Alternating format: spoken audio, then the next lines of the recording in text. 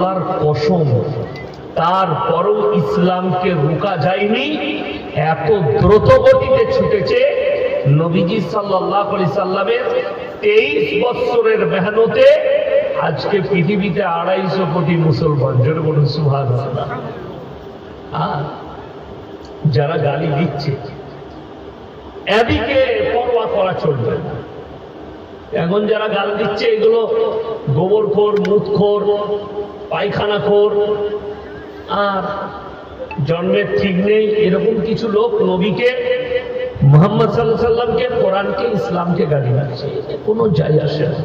ইমানদারির সঙ্গে বলবেন তো, তসলিমা নাসরিন, নূপুর শর্মা, এদের মূল্য বেশি না স্বামী বিবেকানন্দের মূল্য বেশি? শিক্ষিতরা বলুন। স্বামী বিবেকানন্দ,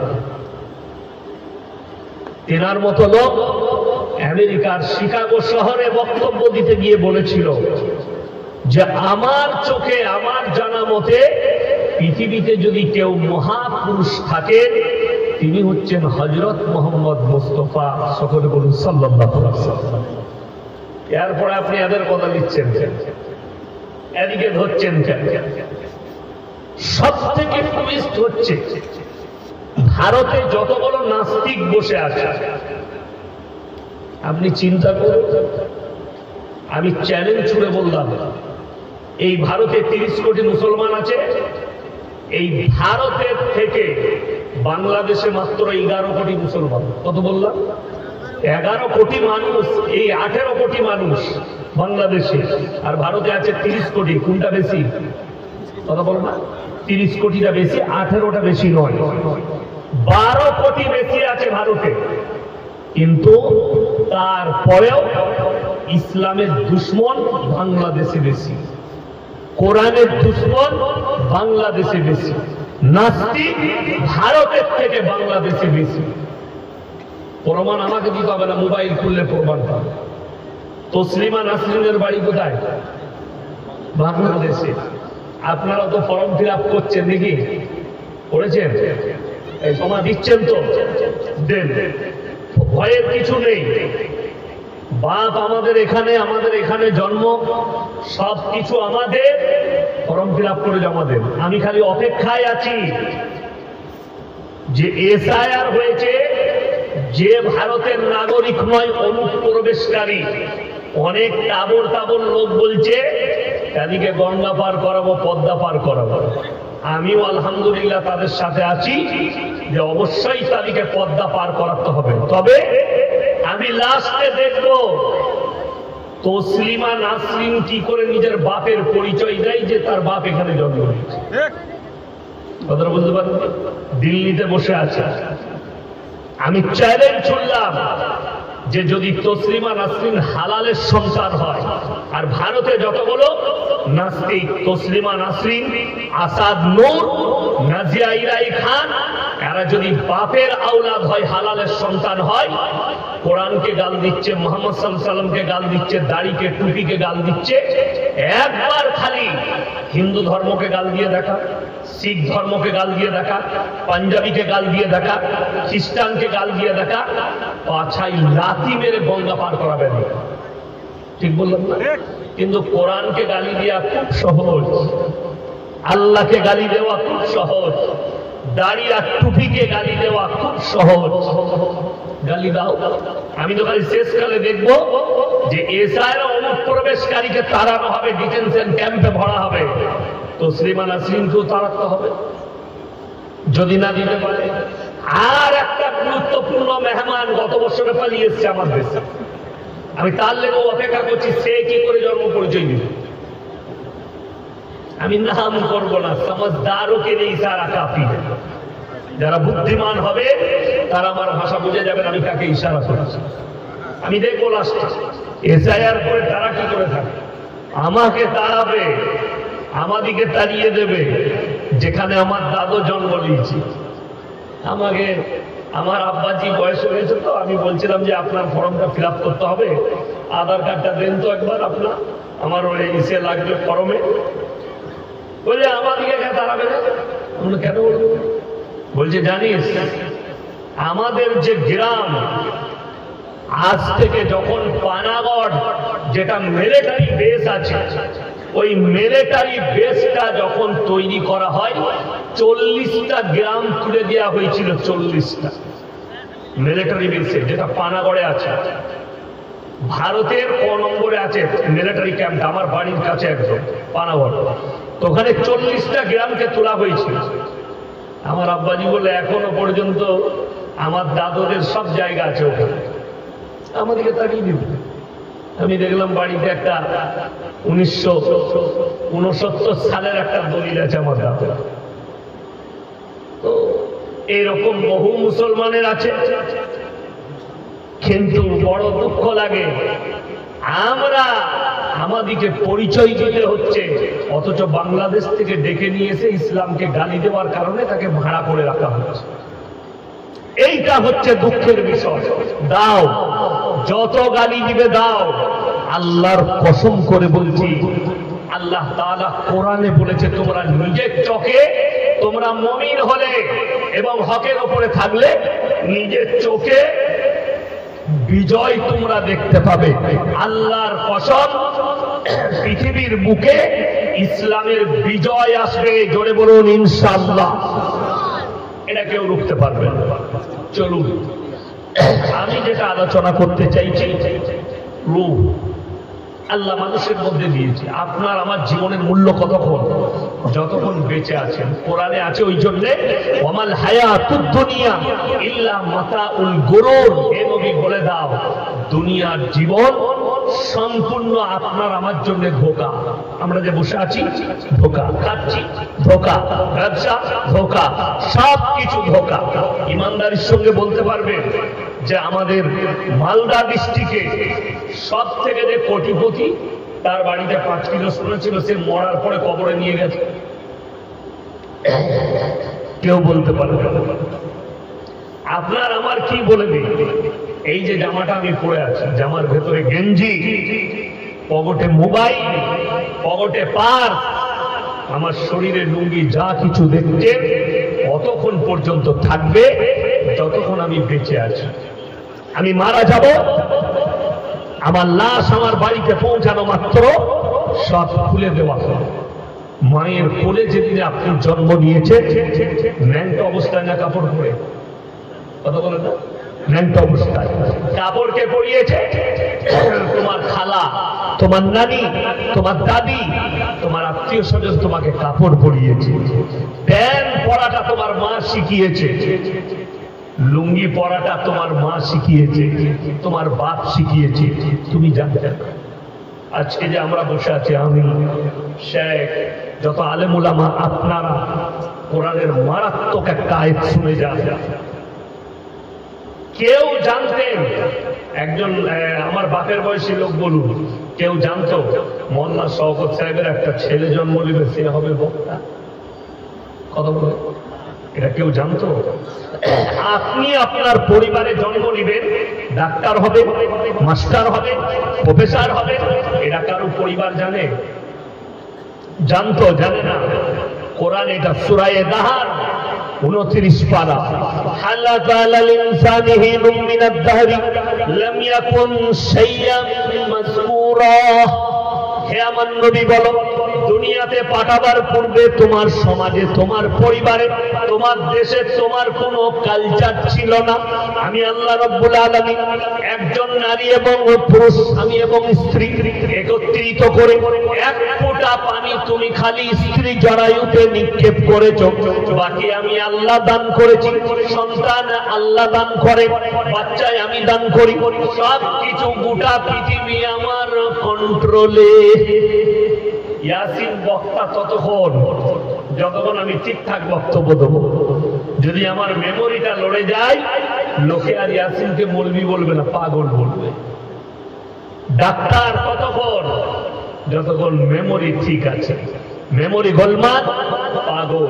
তাইলে আল্লাহ শরীরের মধ্যে মারাত্মক নিয়ামত দুটো দিয়েছেন। একটা হচ্ছে রূহ, যেটার কারণে আমরা চলাফেরা করছি, চলতে পারছি, কথা বলছি, খাচ্ছি, যাচ্ছি, আমার ব্রেন, বিবেক, বুদ্ধি কাজ করছে। নম্বর 2, মেমোরিটা। ব্রেন যেটার দ্বারা পরিচালনা হচ্ছে সব কিছু, আপনি ভালো মন্দ বিচার করছেন, সমাজ দেখছেন, সব কিছু করছেন।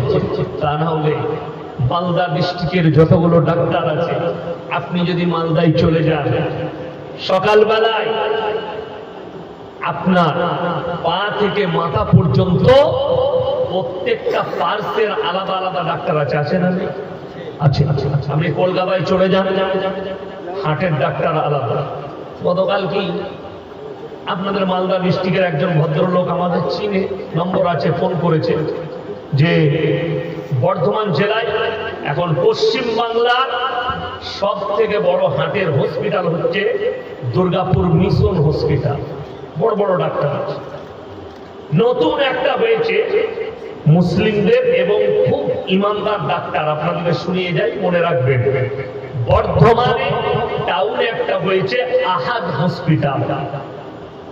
হার্টের যিনি বড় ডাক্তার, তিনার নাম হচ্ছে ডাক্তার সিরাজুল ইসলাম সিরাজ। আমার সঙ্গে দেখা হয়েছে, খুব ভদ্র আল্লাহওয়ালা লোক, ভালো ডাক্তার, দারুণ হার্টের। পশ্চিম বাংলার কজনের মধ্যে উনি একজন। তো ওই একটা আছে, আমাকে ফোন করলো, বর্ধমানে একটা হসপিটাল হয়েছে হুজুর, আপনি বলতে পারবেন কোথায়? আমি বললাম একবারই নবাব হাটের কাছে চলে যান, হসপিটালের নাম হচ্ছে আহাদ, ডাক্তার সিরাজুল ইসলাম সিরাজ, বড় হাটের ডাক্তার, চলে যান কাজ। যদি ওখানে ভালো না লাগে দুর্গাপুর মিশনে যান, খুব ভালো আর কি চিকিৎসা হয়। আর একটা আছে হেলথ ওয়ার্ল্ড, ওটাও ভালো, কিন্তু মিশন হচ্ছে পশ্চিম বাংলার 1 নম্বর হাটের। যাই হোক, তো হার্টের ডাক্তাররা রোজ রুগী পাচ্ছে, কিডনির ডাক্তার আলাদা, লিভারের ডাক্তার আলাদা, ব্রেনের ডাক্তার আলাদা, প্রত্যেকটা পার্শ্বের আলাদা আলাদা ডাক্তার আছে। তাদেরকে সবাইকে একটা স্টেডিয়ামে ভরে দেবে, জিজ্ঞেস করুন, স্যার আপনারা এত রুগী পাচ্ছেন, এত চিকিৎসা করছেন, একবার বলতে পারবেন মানুষের মধ্যে আল্লাহ রুহটা কোথায় রেখেছে? আজ পর্যন্ত কোনো ডাক্তার বলেছে?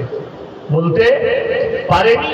আল্লাহর কসম, কিয়ামতের সকাল পর্যন্ত বলতে পারবে না। রূহ কার কবজায়? আল্লাহ। আল্লাহর নবী আল্লাহকে বললেন, ইয়াসআলুনাকা আনির রূহ, ওগো আল্লাহ রূহটা কি? আমার আল্লাহ উত্তর দিলেন, কুলির রূহু মিন আমরি, রূহ হচ্ছে আমার আল্লাহর হুকুম। পৃথিবীর মানুষ কিয়ামত পর্যন্ত গবেষণা করে এতটুকু রূহের বর্ণনা দিতে পারবে না। কোন ফেলোজাপি ডাক্তার, বৈজ্ঞানিক সব ফেলোয়া। আমি আল্লাহ যখন হুকুম দিই, কোরআনে অপর জায়গায় আছে ওয়ান্নাজিয়াতি গরকা, গরকা মানে হচ্ছে ডুব মারা। নদী আছে না কাছে, পদ্মা, গঙ্গাতে ঝাম মারলে বাচ্চারা ডুব মারে না মারে? ছোটবেলায় যখন আমি মাদ্রাসায় পড়তাম, তখন পুকুরে ঝাম মেরেছি, তারপরে নদীতে ঝাম মেরে ডুব মারতাম, ডুব মারামারি খেলতাম। কোরআনে আল্লাহ এই শব্দ ব্যবহার করেছেন, ওয়ান্নাজিয়াতি গরকা। কসম খাচ্ছি, ওই ফেরেশতা যারা আমার হুকুমে দ্রুত গতিতে তোমাদের কাছে পৌঁছায়, আর তোমাদের শরীরের মধ্যে ডুব মেরে আমার হুকুমে তোমাদের রূহকে কবজা করে নিয়ে আসে।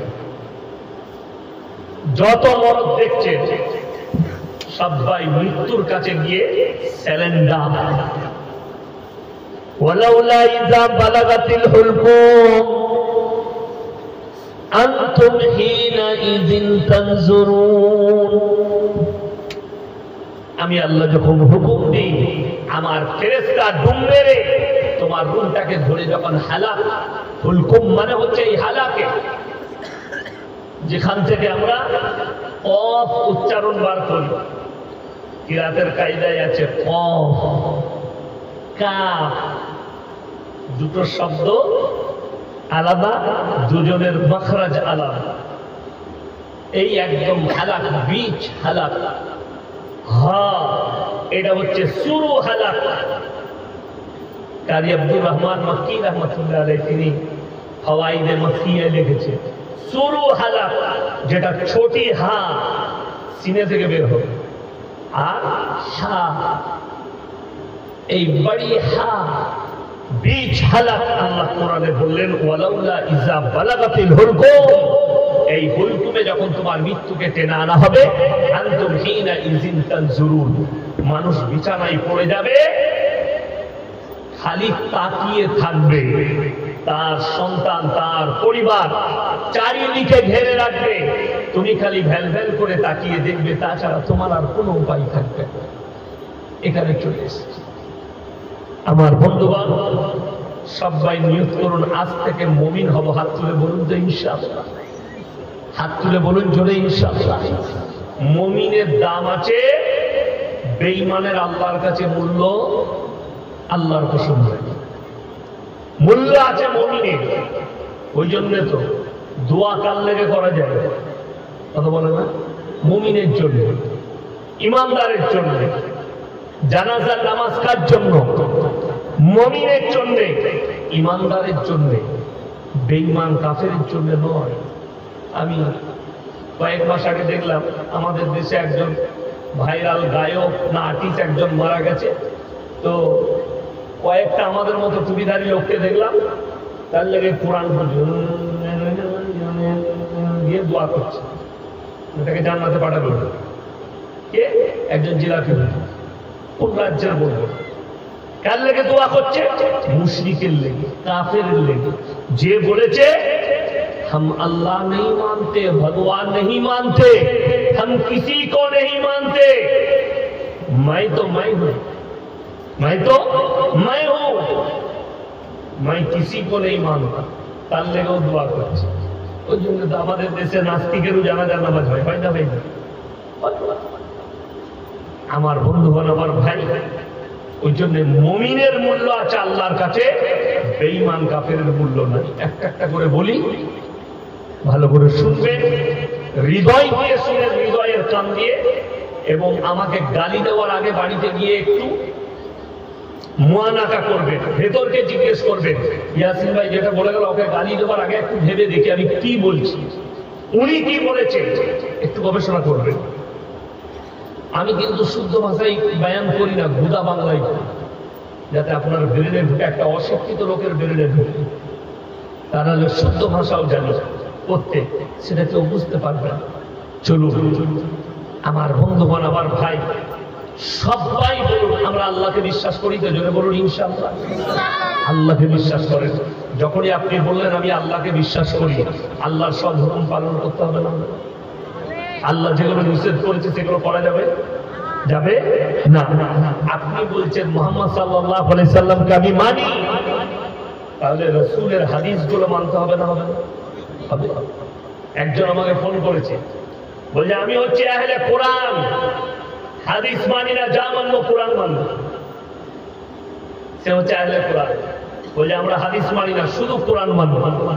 আমি তাকে যা উত্তর দিয়েছি, তার দলের একটা মালু, একটা মৌলবিও কিয়ামতের সকাল পর্যন্ত উত্তর দিতে পারবে না। আমি তাকে জিজ্ঞেস করলাম, এইটা যে কোরআন তোকে কে বলল? ওরা ভালো করে বুঝবে, এইটা যে কোরআন তোমাকে কে বলল? বলে আল্লাহ নবী বলেছে আমরা হারাম করো, ওইটাই হাদিস। কথা বুঝতে পারেননি?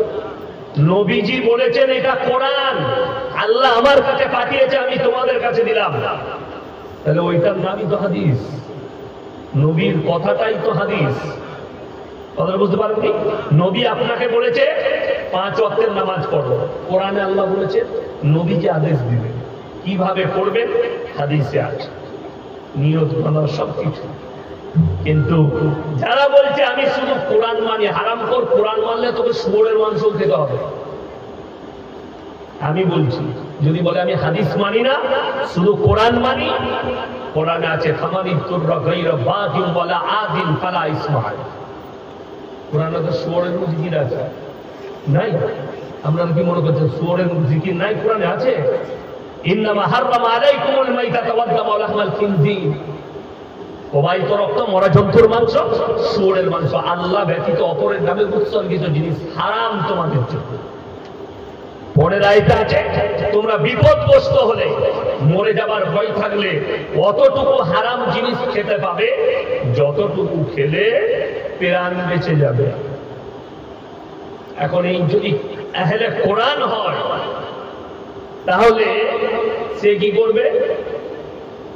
কোথাও হোটেল পাচ্ছে না, সে মনে করবে আরেকটু এগিয়ে। আমরা কি করি? হোটেল নেই, খাবার নেই, চলো বিস্কুট কিনে খেয়ে নিই। সে বলবে না, আমি ভাতই খাবো। তাতে গিয়ে যদি ত্রিপুরায় যান, ত্রিপুরায় গিয়ে কোনদিন হোটেলে ফট করে ঢুকতে যাবেন না। যদি যান, একই হোটেলে মুরগির মাংস, শুয়োরের মাংস, পাঁঠার মাংস, গরুর মাংস সব একসাথে বিক্রি হচ্ছে, একই হোটেলে খেতে পারবে। আমি গত বছর আগরতলা গেছি, আমাকে এয়ারপোর্ট থেকে নিয়ে যাচ্ছে। আমি বললাম চা খাবো, বলে হুজুর একটু বাইরের দিকে চলুন, টাউনশিপে চা খাওয়া যাবে। কেন? তার দুধের চা দিলে আপনি বুঝতে পারবেন।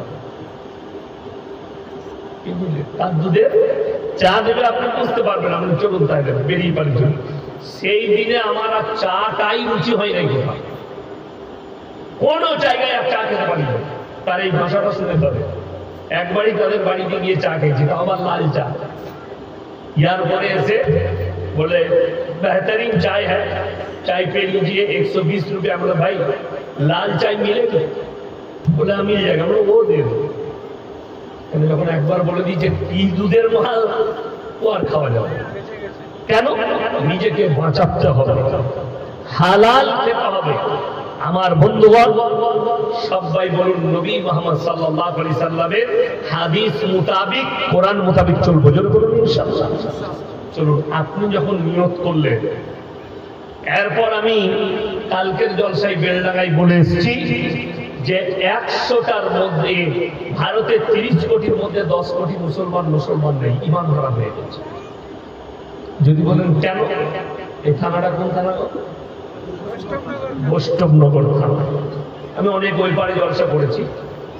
যাই হোক, এই বৈষ্ণবনগর থানায় আমি প্রমাণ দিয়ে যাব মুসলমান আছে কি নেই। আপনারা আপনাদের সমাজে বিচার করে নেন। আমাকে সবাই দাওয়াত দেয় না, আমি ঘা করে দিয়ে যাবো সকালে মহরম লাগাবে। আমি ঘা করা বক্তা, কার গায়ে লাগবে জানি? তোমার গায়ে লাগবে, তুমি ওই পাকটা ছেড়ে দাও, তুমি ভালো হয়ে যাবে। নাম্বার 1, ইসলামী শরীয়তে সুদ খাওয়া জায়েজ আছে? কথা বলে না? জায়েজ আছে। তাহলে আপনাদের থানায় একটা লোক সুদ খায় না মুসলমান? এরা আর কথা বলবেন না? খায়। তাইলে চলুন, এটা কি মৌলবীদের কথা? হারামটা কোরআনের ভাষা, আমার আল্লাহর ভাষা। ওয়াহাল্লাল্লাহুল বাইয়া ওয়া হারামাল রিবা। সুদকে হারাম করেছি, ব্যবসাকে হালাল করেছি। আল্লাহ বললেন, নবীজি বললেন, কেউ যদি একবার সুদ খায় নিজের মায়ের সঙ্গে 36 বার জিনা করার সমান পাপ হবে। বলুন নাউজুবিল্লাহ। এরপর চলুন, কোন সুদখোর যদি আমাকে গালি দেয়, এটা শোনার পরে সুদ হালাল হবে? কথা বলে না? হালাল হবে। কেন হবে না? এটা তো আমার কথা নয়, এই হারাম কথাটা আমার আল্লাহ। যারা হারাম জানার পরে সুদ খাচ্ছে তারা আল্লাহর সঙ্গে যুদ্ধ ঘোষণা করে দিল। বেঈমান কাফেররা কত সূক্ষ্ম মাত্রায় আমাদের ঈমানকে ধ্বংস করছে আপনি জানেন, অনুভব করতে পারেন। মায়েরা বসে আছেন এতজন, ঈমানদারির সঙ্গে বলুন আপনাদের এখানে কোনো আশা করি নেই। কেন? কি নেই? বন্ধন লোন আর গ্রুপ লোন নেই আপনাদের এখানে? আছে। তাহলে বেঈমানদের মেহনত কামিয়াব, আমাদের মৌলবীদের মেহনত নাকাম। কেমন নাকাম? এত জলসা, এত মাদ্রাসা, এত হাদিস কোরআন, জুম্মায় খুতবা, কিন্তু তাহলে বোঝা গেল আপনি মুখেতে মুসলমান, আমলে মুসলমান হতে পারেন না। যদি আমালিয়াতের মুসলমান হতে, আপনার বউকে কখনো বার করে দিতেন না যে কোমরে কাপড় গুঁজে চলে যা অফিসে গিয়ে গ্রুপ লোন করে। 10টা করে মহিলা গ্রুপ করেছে, লোন বার করছে, তাদের মধ্যে আবার একজন হেড, আর বাকি 9টা মেয়ে তাকে ম্যাডাম বলে ডাকাচ্ছে। মনে করা মানে বিরাট ব্যাপার, এমনি ম্যাডাম হতে পারিনি তো, সুদ খাওয়ার ম্যাডাম হয়েছে। খবরে যাও, বুঝতে পারো। আরে এই বয়ান করার জন্য আমাকে গালি দিয়েছে কে? মহিলারা। মারাত্মক গাল আমার। তার কাছে বোম্বেতে থাকে আমার একজন দেড় শ্বাস, সে আমার ফুফুইতো বোন, আমার দেড় শাস, বোম্বেতে থাকে। আমি গাই দুইটা দোয়া পরে করব। তো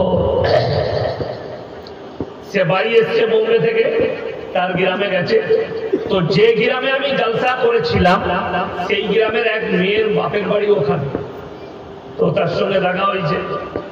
সে বলেছে, ইয়াসিন সাহেব বাজে বক্তালো, ও ভালো নয়, খালি মেয়েদের বিপদ করে, ওইসব মৌলবীকে ঝাঁটা করে মারতে হয়। আমার লেগে বলেছে, আমাকে বললো, আমি খোঁজরাও দেখিনি, খালা গ্রুপ লোনের হেড, খোঁজ নিয়ে বেরিয়েছে তুই হচ্ছে হেডমাস্টার গ্রুপ লোনের। আর আমি ওর গ্রামে বয়ান করেছি যে খালা খালি কবরে যাও, তোমার ম্যাডামগিরি বার করবে ফেরেশতা। বাস, সে আমাকে গালি দিয়েছে। ইমানদারের সঙ্গে বলুন তো, সুদটা তো আমি হারাম বলিনি, সভাপতি সাহেব হারাম বলেনি, মৌলবীদের হারাম নয়, এটা আল্লাহর তরফ থেকে হারাম। আজকে বহু মুসলমান বাড়িতে টিভি কেনার জন্য লোন নিচ্ছে, বাড়িতে ফ্রিজ কেনার জন্য লোন নিচ্ছে। বহু মুসলমান তারা মেয়ের হাতে একটা মোবাইল দিবে, সবারই হাতে আছে, আমার মেয়ের হাতে নেই, তো গ্রুপ লোন নিয়ে মেয়েকে একটা মোবাইল কিনবে। আমার নিজের বাড়িতে প্রতি মাসে দেখি এক গ্রামের গরিব মানুষ ভদ্র মহিলা আসে, আমার গিন্নিকে বলে, হুজুরকে বলো না ওষুধ কিনতে 200 টাকা দিতে। আমি একদিন আমি ঘুমাচ্ছি, আমাকে এসে বললো শুক্রবার যে অমুকজন এসছে ওষুধের জন্য 200 টাকা চাইছে। আমি বললাম পকেটে 500 টাকার লোন আছে, ওটা দিয়ে দাও। দিল। পরের মাসে এসছে, আমরা 200 টাকা পকেটে খুচরো আছে নাকি দেখো, দিয়ে দাও। দি। তো আমার এক বন্ধু আছে, তাকে বললাম যে তোর যদি কোনো টাকা পয়সা দান করার হয় তো অমুক ভদ্র মহিলাকে দিবি, আর প্রতি মাসে ওষুধ লাগে, আমার কাছে টাকা চাইতে। আমার ক্লোজ বন্ধু, একসাথে চা। সে বললে ওর কোথা রোগ হয়েছে। আমরা তুই জানিস না, প্রতি মাসে আমার ঘরে যায়, আমার বউকে বলে, আর আমার গিন্নি আমার পকেট থেকে টাকা বার করে তাকে দেয়, আমার হুকুমই নেই। ওই তোমার ভুল হচ্ছে। আমরা খোঁজ এলে দেখিনি, খোঁজ নিয়ে বলছে ও গ্রুপ লোন নিয়েছে দিয়ে মিটাতে পারছে না, টিভি কিনেছে যে তোমাদের কাছে পয়সা নিয়ে ওই সুদ গুলো মিটাচ্ছে। আমি তার কথাটা রেকর্ডিং করে আমার গিন্নিকে শোনালাম, শুনো, আমার ইনকামের পয়সা হালাল টাকা তুমি কোথায় দিচ্ছ, আর সে কোন জায়গায় নিয়ে গিয়ে দিচ্ছে। আমরা পরের মাসে এলে তাকে বলবে তোমার ওষুধের কাগজটা দাও, যা ওষুধ লাগবে হুজুর কিনে দেবে। পরের মাসে এসেছে, আমরা খালা তুমি কাগজটা নিয়ে এসো, আমি সব ওষুধ কিনে দেবো। ক টাকার লাগে? বাবা 1000-1500 টাকা। 2000 টাকার ওষুধ যদি লাগে আমি তাও কিনে দেবো, তুমি নিয়ে এসো। সে যে গেইছে আজও আসে, সে যে সেই দিন গেইছে আজ পর্যন্ত আমার বাড়িতে তার কাগজও এলো না, ডাক্তারি কোনো প্রেসক্রিপশন আমার হাতে এলো না। কেন? সে তো বুঝে নিয়েছে হুজুর ধরে ফেলেছে। বড় কষ্ট লাগে, দুঃখ লাগে। বেঈমান কাফেরদের সাজি, এদের মা বোনকে রাস্তায় বার করো, এদের ইজ্জতকে বিলীন করে দাও, এটা বহুত বড় ষড়যন্ত্র মুসলমানদের উপর। আপনি জানেন বহুত বড়। ওই জন্য কোরআন শুনেন, যারা বড় লোক আছেন, মালদার আছেন, ওয়া আতিদাল কুরবা, তোমার কাছের গরিব যদি হাত পাতে তার হাতকে জীবনে ফিরিয়ে সঙ্গে সঙ্গে তার হাতের ফিরবে, তার দোয়াকে আল্লাহ কবুল করে নিবে। দেখো না কে পাশের গরিব। রাসূল সাল্লাল্লাহু আলাইহি সাল্লাম বলেছেন, তোমরা তোমার বাড়িকে এতটা উঁচু দেওয়াল করো না পাশের গরিবের গরিবিটা না দেখতে পাও। আপনার নৈতিক দায়িত্ব, আপনি রাতের বেলায় সন্তানকে নিয়ে মাংস দিয়ে রুটি খাচ্ছেন, আপনাকে খোঁজ নিতে হবে পাশের বাড়িতে, জব্বারের বাড়ি, এই গিয়ে দেখাই দিলেন ওদের বাড়িতে আজকে রান্না হয়েছে নাকি। বেটা এসে বললো, বিটি এসে বললো, আব্বা তাদের বাড়িতে আজকে কিছুই রান্না হয় না, সবাই দেখছি এমনি চা খেয়ে শুয়ে পড়ছে। তোমার স্ত্রীকে বলো 20টা রুটি করেছো, আমরা 10টা খাই, 1 পিস করে খাই, 10টা তার বাড়িতে দিয়েছি। এইটাই হচ্ছে রাসূল সাল্লাল্লাহু আলাইহি সাল্লামের আখলাক। আমার বন্ধুগণ, আমার ভাই, আপনি সুদের উপরে নির্ভরশীল হলে যে সুদ খেলে তবে বড় লোক হওয়া যাবে, সুদের দ্বারাই আমি শান্তি পাবো, মৌলবীরা কি সংসার চালাবে? সকলে বলুন, রুজির মালিককে আল্লাহ। এই বিশ্বাসটাই তো আপনি আনতে পারেননি। আমাদের সমাজে সব থেকে কম বেতন কাদের? কথা বলে না, মৌলবীদের। কোন মৌলবীকে দেখেছেন? আচ্ছা, আপনাকে আমি দেখিয়ে দেবো। এই যেখান থেকে আমি নামলাম, মোটটার নাম কি?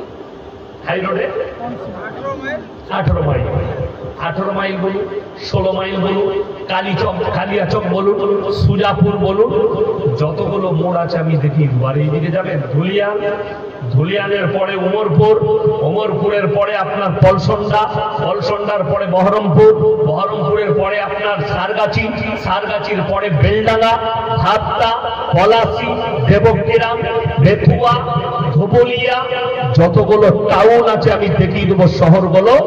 এই রোডের ওপরে বাজারে মুসলমানদের ছেলে এরকম টেবিল লাগিয়ে সেখানে কি করছে? লটারির টিকিট বিক্রি করছে। লটারি হারাম না হারাম? হারাম। আরো মারাত্মক দুঃখ, আমি 1 সপ্তাহ আগে নদিয়ায় একটা গ্রামে ছিলাম, জলসাই, মাদ্রাসার জলসা। তো আমি যখন বললাম, বাবা লটারির টিকিট বিক্রি করো না, 4-5টা যুবক উঠে বললো, হুজুর এখানে তো মাদ্রাসার পাশে লটারি বিক্রি হয়। কারা বিক্রি করে? কোনো হিন্দু নয়, মুসলমান বিক্রি করছে মাদ্রাসার পাশে লটারি। দেখিয়ে দেবো, বাজারে মসজিদ আছে, হারামখোর মসজিদের পাশে লটারি কাউন্টার লাগিয়ে বিক্রি করছে মুসলিমদের, অথচ জানে হারাম। এরা ছাড়িনি কেন? কেন ছাড়তে পারছে না? কালকে আমাকে প্রশ্ন দিয়েছিল, কাল আমি 2টো জলসা করেছি, একটা আসর থেকে মাগরিব নদিয়ায়। তো কাল কিছু যুবক আমাকে প্রশ্ন দিয়েছে যে বিড়ি, সিগারেট, গুল, গুটকা, খৈনি ইত্যাদি এগুলো হারাম কেন? এখন ভারতে মৌলবীদের 2টো হিস্সা হয়ে গেছে। একজন বলছে মাকরুহ, আর আমি বলছি হারাম।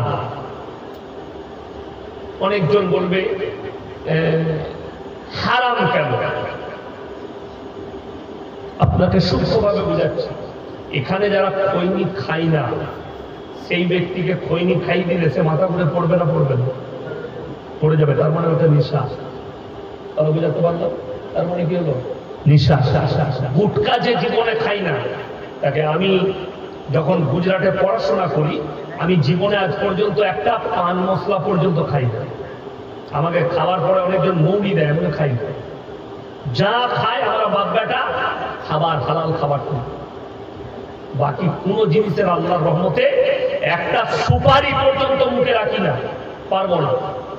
তো আমার এক বন্ধু ছিল 24 পরগনা, সে বললে ওখানে একবার ভুল লাগিয়ে দেখ কিরকম মজা। আমরা না, আমি কোনোদিন লাগাবো না ওইসব, তো একদম হারাম, আমি পারবো না, আমার আব্বা মানা করেছে। না তো একবার লাগা। যেমন বলছে বলছে দেখ না কত সুন্দর লাগবে, ব্রেনটা ঠিক হয়ে যাবে। তাহলে দেখ, 2বার আঙুলে করে দিয়েছি, 7 ঘন্টা আমি বিছানায় পড়েছিলাম বেহুশ। তার মানে নেশা হলো না? হলো না? হারাম। নেশা হচ্ছে মানে হারাম। একটা যে ভুল করে না, যে খৈনি খাই না, তাকে খাইয়ে দেন, সে বিছানায় পড়ে থাকবে, তার মাথা ঘুরবে, ঠিক কি না? তাহলে কিন্তু হারাম। আল্লাহ নবী বলেছে নিশাদ্রব্য যত জিনিস আছে সব হারাম। তো আমার যখন হুঁশ ফিরে তারপরের দিনে তাকে আমি কামরা বন্ধ করে এত মার মেরেছিলাম, সে 3 দিন উঠতে পারে, 3 দিন উঠতে পারেনি, তাকে এত মার মেরেছিলাম। তাহলে আমার সঙ্গে দুর্ব্যবহার করার কারণ কেন? এই হারাম জিনিসের অভ্যাস আমাকে করাতে চাইলে। তাকে আমি বলেছিলাম, আমার চোখে যেদিনে পড়বি ভুল করছিস, আমি ডিব্বা করে পানি নিয়ে ধুলে তোকে আমি পান করবো, তোর মুখে ঢালবো, গলায় পা দিয়ে। তো সে জীবনে আমার সামনে আর ভুল মাজত। আমার বন্ধুগণ, আমার ভাই, আজকে মানুষ দেখুন, যে জিনিসটা নেশা হবে, হারাম হবে, তার ব্যবসা হালাল হবে? কথা বলে না?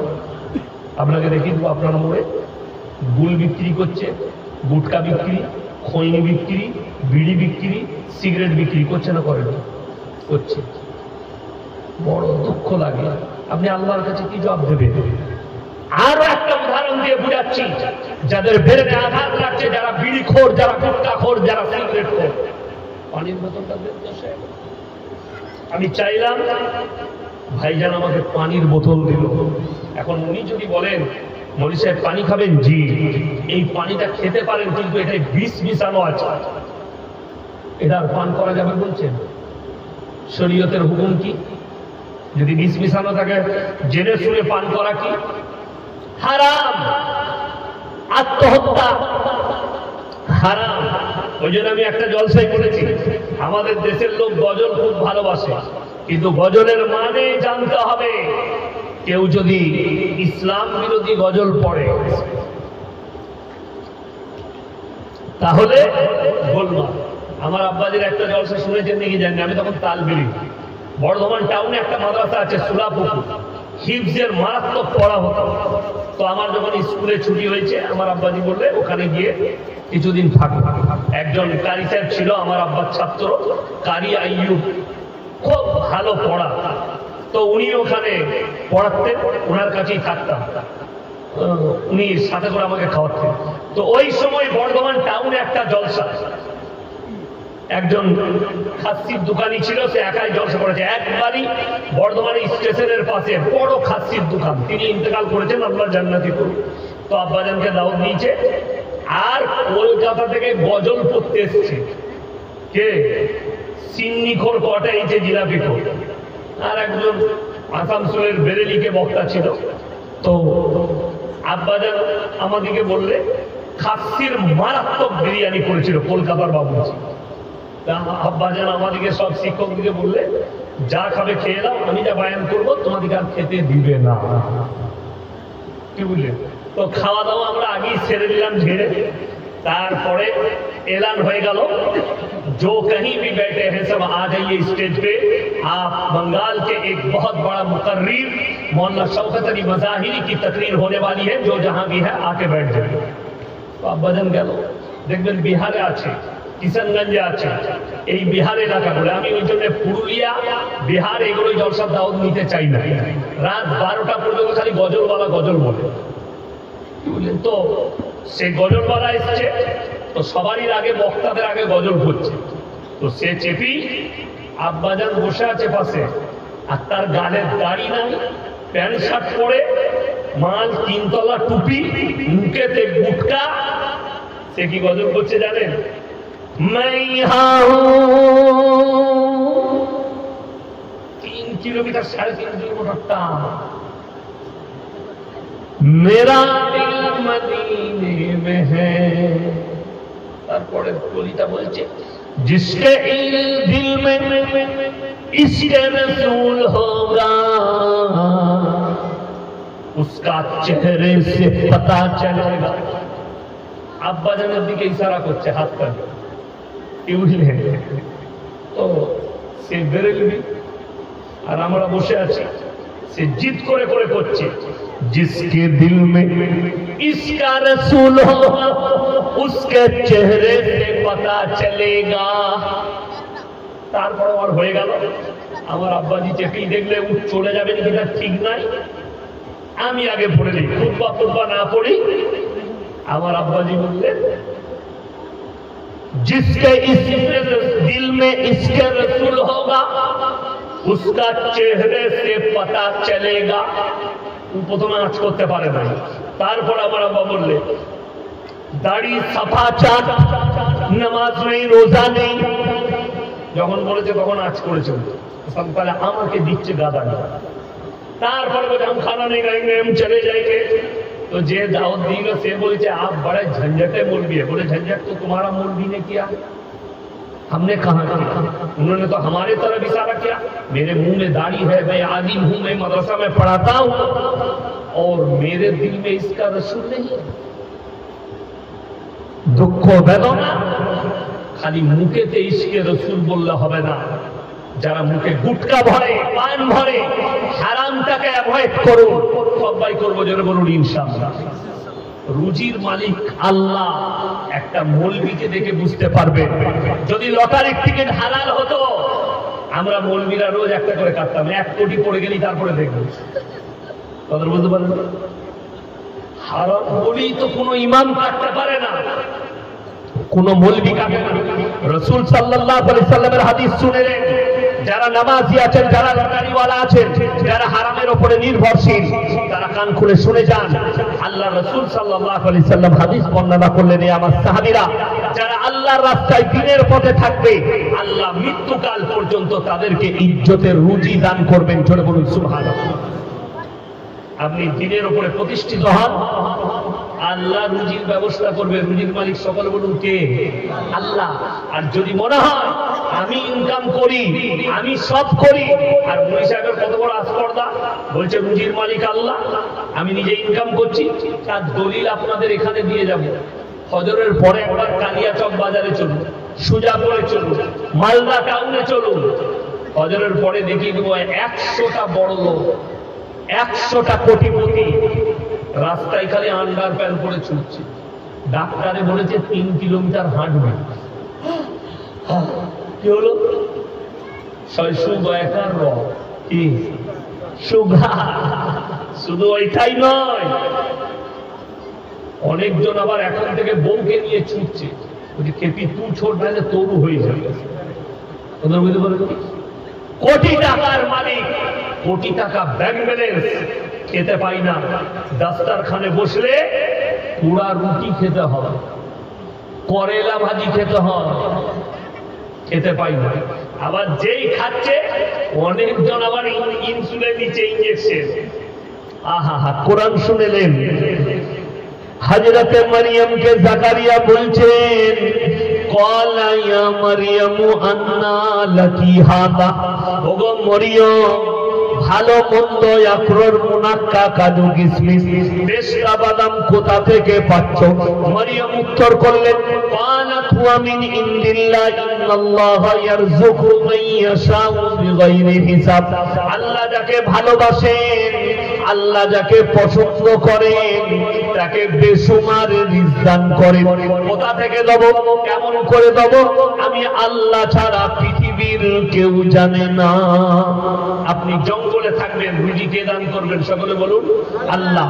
যাদের বিশ্বাস হয় না আল্লাহ কেমন করে রুজি দান করেন, তাদেরকে বলবো ফজরের নামাজ পড়ে একবার গাছতলাতে বসুন। গাছে একটা পাখি বসে থাকে, তাকে চিন্তা করতে হয় না আজকে কি ইনকাম করব, কি রান্না করব। আমি আল্লাহ তাদেরকে বিনা পরিশ্রমে রুজি দান করি।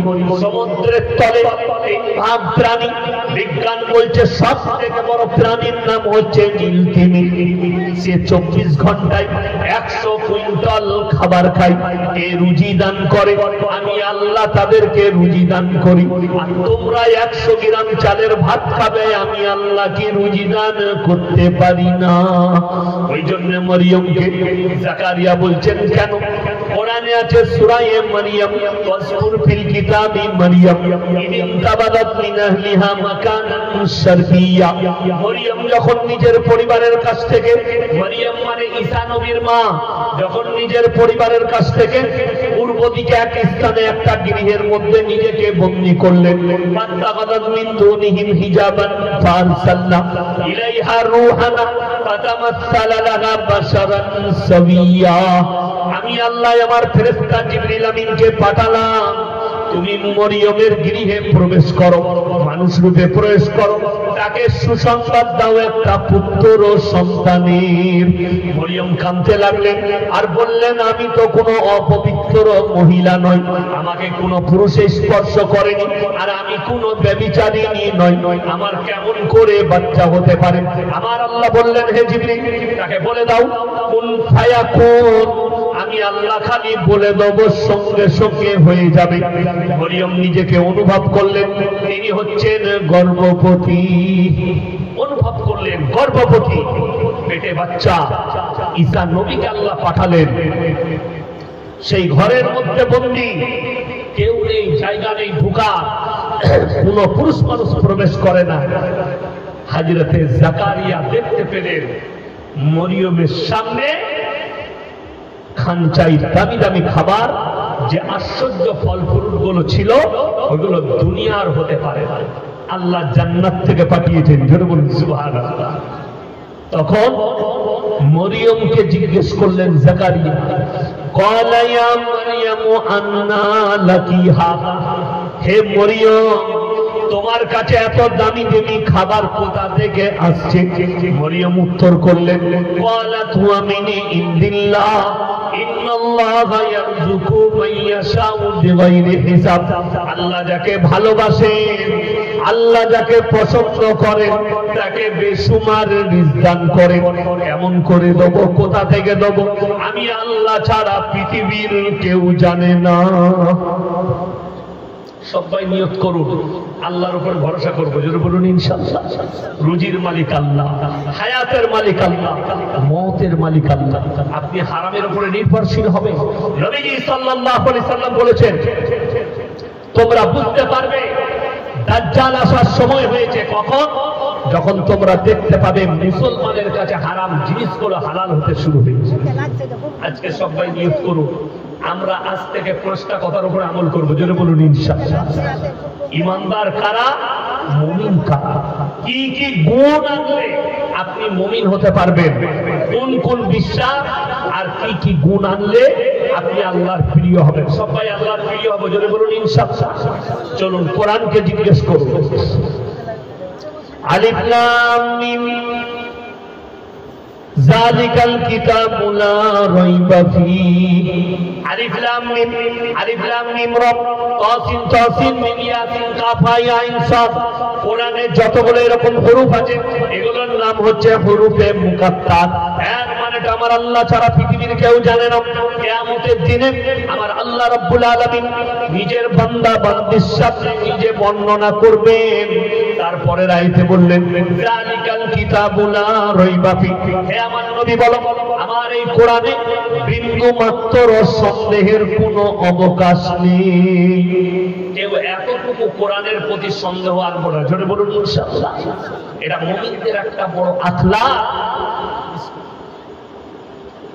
যে তারা জানো কোরআনের প্রতি বিন্দু মাত্র সন্দেহ না নিয়ে আসে। নাম্বার 2, হুদাল লিল মুত্তাকিন। হে আমার নবী বলে দাও, যারা মুত্তাকি হবে, ঈমানদার হবে, তাদের জন্য আমার এই কোরআনের উপদেশে ভরা আছে। কোরআনটা শুধু মুসলমানরা পড়ে না, মুসলিম ভাইরাও পড়ে। তাড়াতাড়ি বলুন। হরেন নরেন ভোগের নয়, তারা তো আছেই আছে। কে কে কোরআন পড়েছে জানেন? কবি গুরু রবীন্দ্রনাথ ঠাকুর কোরআন পড়েছেন, ঈশ্বরচন্দ্র বিদ্যাসাগর কোরআন পড়েছেন, বঙ্কিমচন্দ্র শরৎচন্দ্র স্বামী বিবেকানন্দ তারা কোরআন পড়েছেন। আল্লাহর কসম, তাদের কোরআন পড়ার আপনার মসজিদে একজন মূর্খ মুসল্লির কোরআন পড়া আমার আল্লাহর কাছে আসমান আর জমিনের ফারাক আছে। একজন মুমিন ব্যক্তি কোরআন পড়ে, আল্লাহ তুমি যা বলেছো সত্য বলেছো, যেটা দিয়েছো আমাদের জন্য আদর্শ দিয়েছো। আর একজন বেঈমান কোরআন পড়লে সে জানার জন্য পড়ে, মানার জন্য নয়। একজন মুমিন ব্যক্তি যখন কোরআন পড়ে, আল্লাহ যা বলেছে সব আমাদের জন্য আদর্শ। এই মানি না আমরা? কোরআনে আমাদের জন্য আদর্শ আছে, নবীর আখলাকে আদর্শ আছে, নবীর হাদিসে আমাদের জীবন যাপন আছে। আমরা নিয়ত করে পড়ি। তাই কোরআন পড়ার মধ্যে পার্থক্য আছে। মুমিন হতে গেলে, ঈমানদার হতে গেলে তাহলে কি করতে হবে? নাম্বার 1, যে বিশ্বাস আনবেন, আল্লাযীনা ইউমিনুনা বিল গায়ব।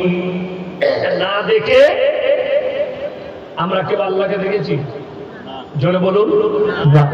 কিন্তু আল্লাহর উপরে আমাদের দৃঢ় বিশ্বাস। কোরআনে এটাই আছে, আল্লাযীনা ইউমিনুনা বিল গায়ব। না দেখে বিশ্বাসের নাম হচ্ছে ঈমান। অনেকজন বলে না, আল্লাহকে দেখিনি তাহলে বিশ্বাস করব কি করে? যারা এরকম বলবে তাকে জিজ্ঞেস করবেন যে আল্লাহর সঙ্গে সাক্ষাতের ইরাদা আছে? যদি বলে হ্যাঁ, বলে ফারাক্কা ব্যারেজ থেকে ঝামের দিকে কালকে দেখা হয়েছে, তাই না? কথা বলুন, হবে না? হবে না? দেখা কবরে চলে যাবি, তারপরে মার খাবি, বুঝতে পারবি কে আল্লাহ।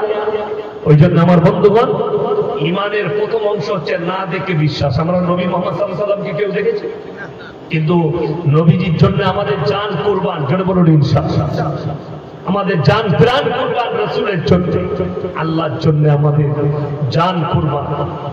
চলুন নাম্বার 2, ওয়ায়ুকিমুনাস সালাহ। হে নবী বলে দাও তারা যেন পাঁচেখানা নামাজ আদায় করে। অথচ আমাদের সমাজে 100টার মধ্যে 80টা বেনামাজি। ঠিক বললাম? 80টা। এই মোবাইলের নামাজি কিন্তু বাবা, মোবাইলের নামাজি জানেন না আপনারা? জানেন না? মোবাইলের নামাজি অনেক। যদি বলেন কেমন করে, এই বাবরি মসজিদ ভেঙেছিল দেখেছিলেন তো?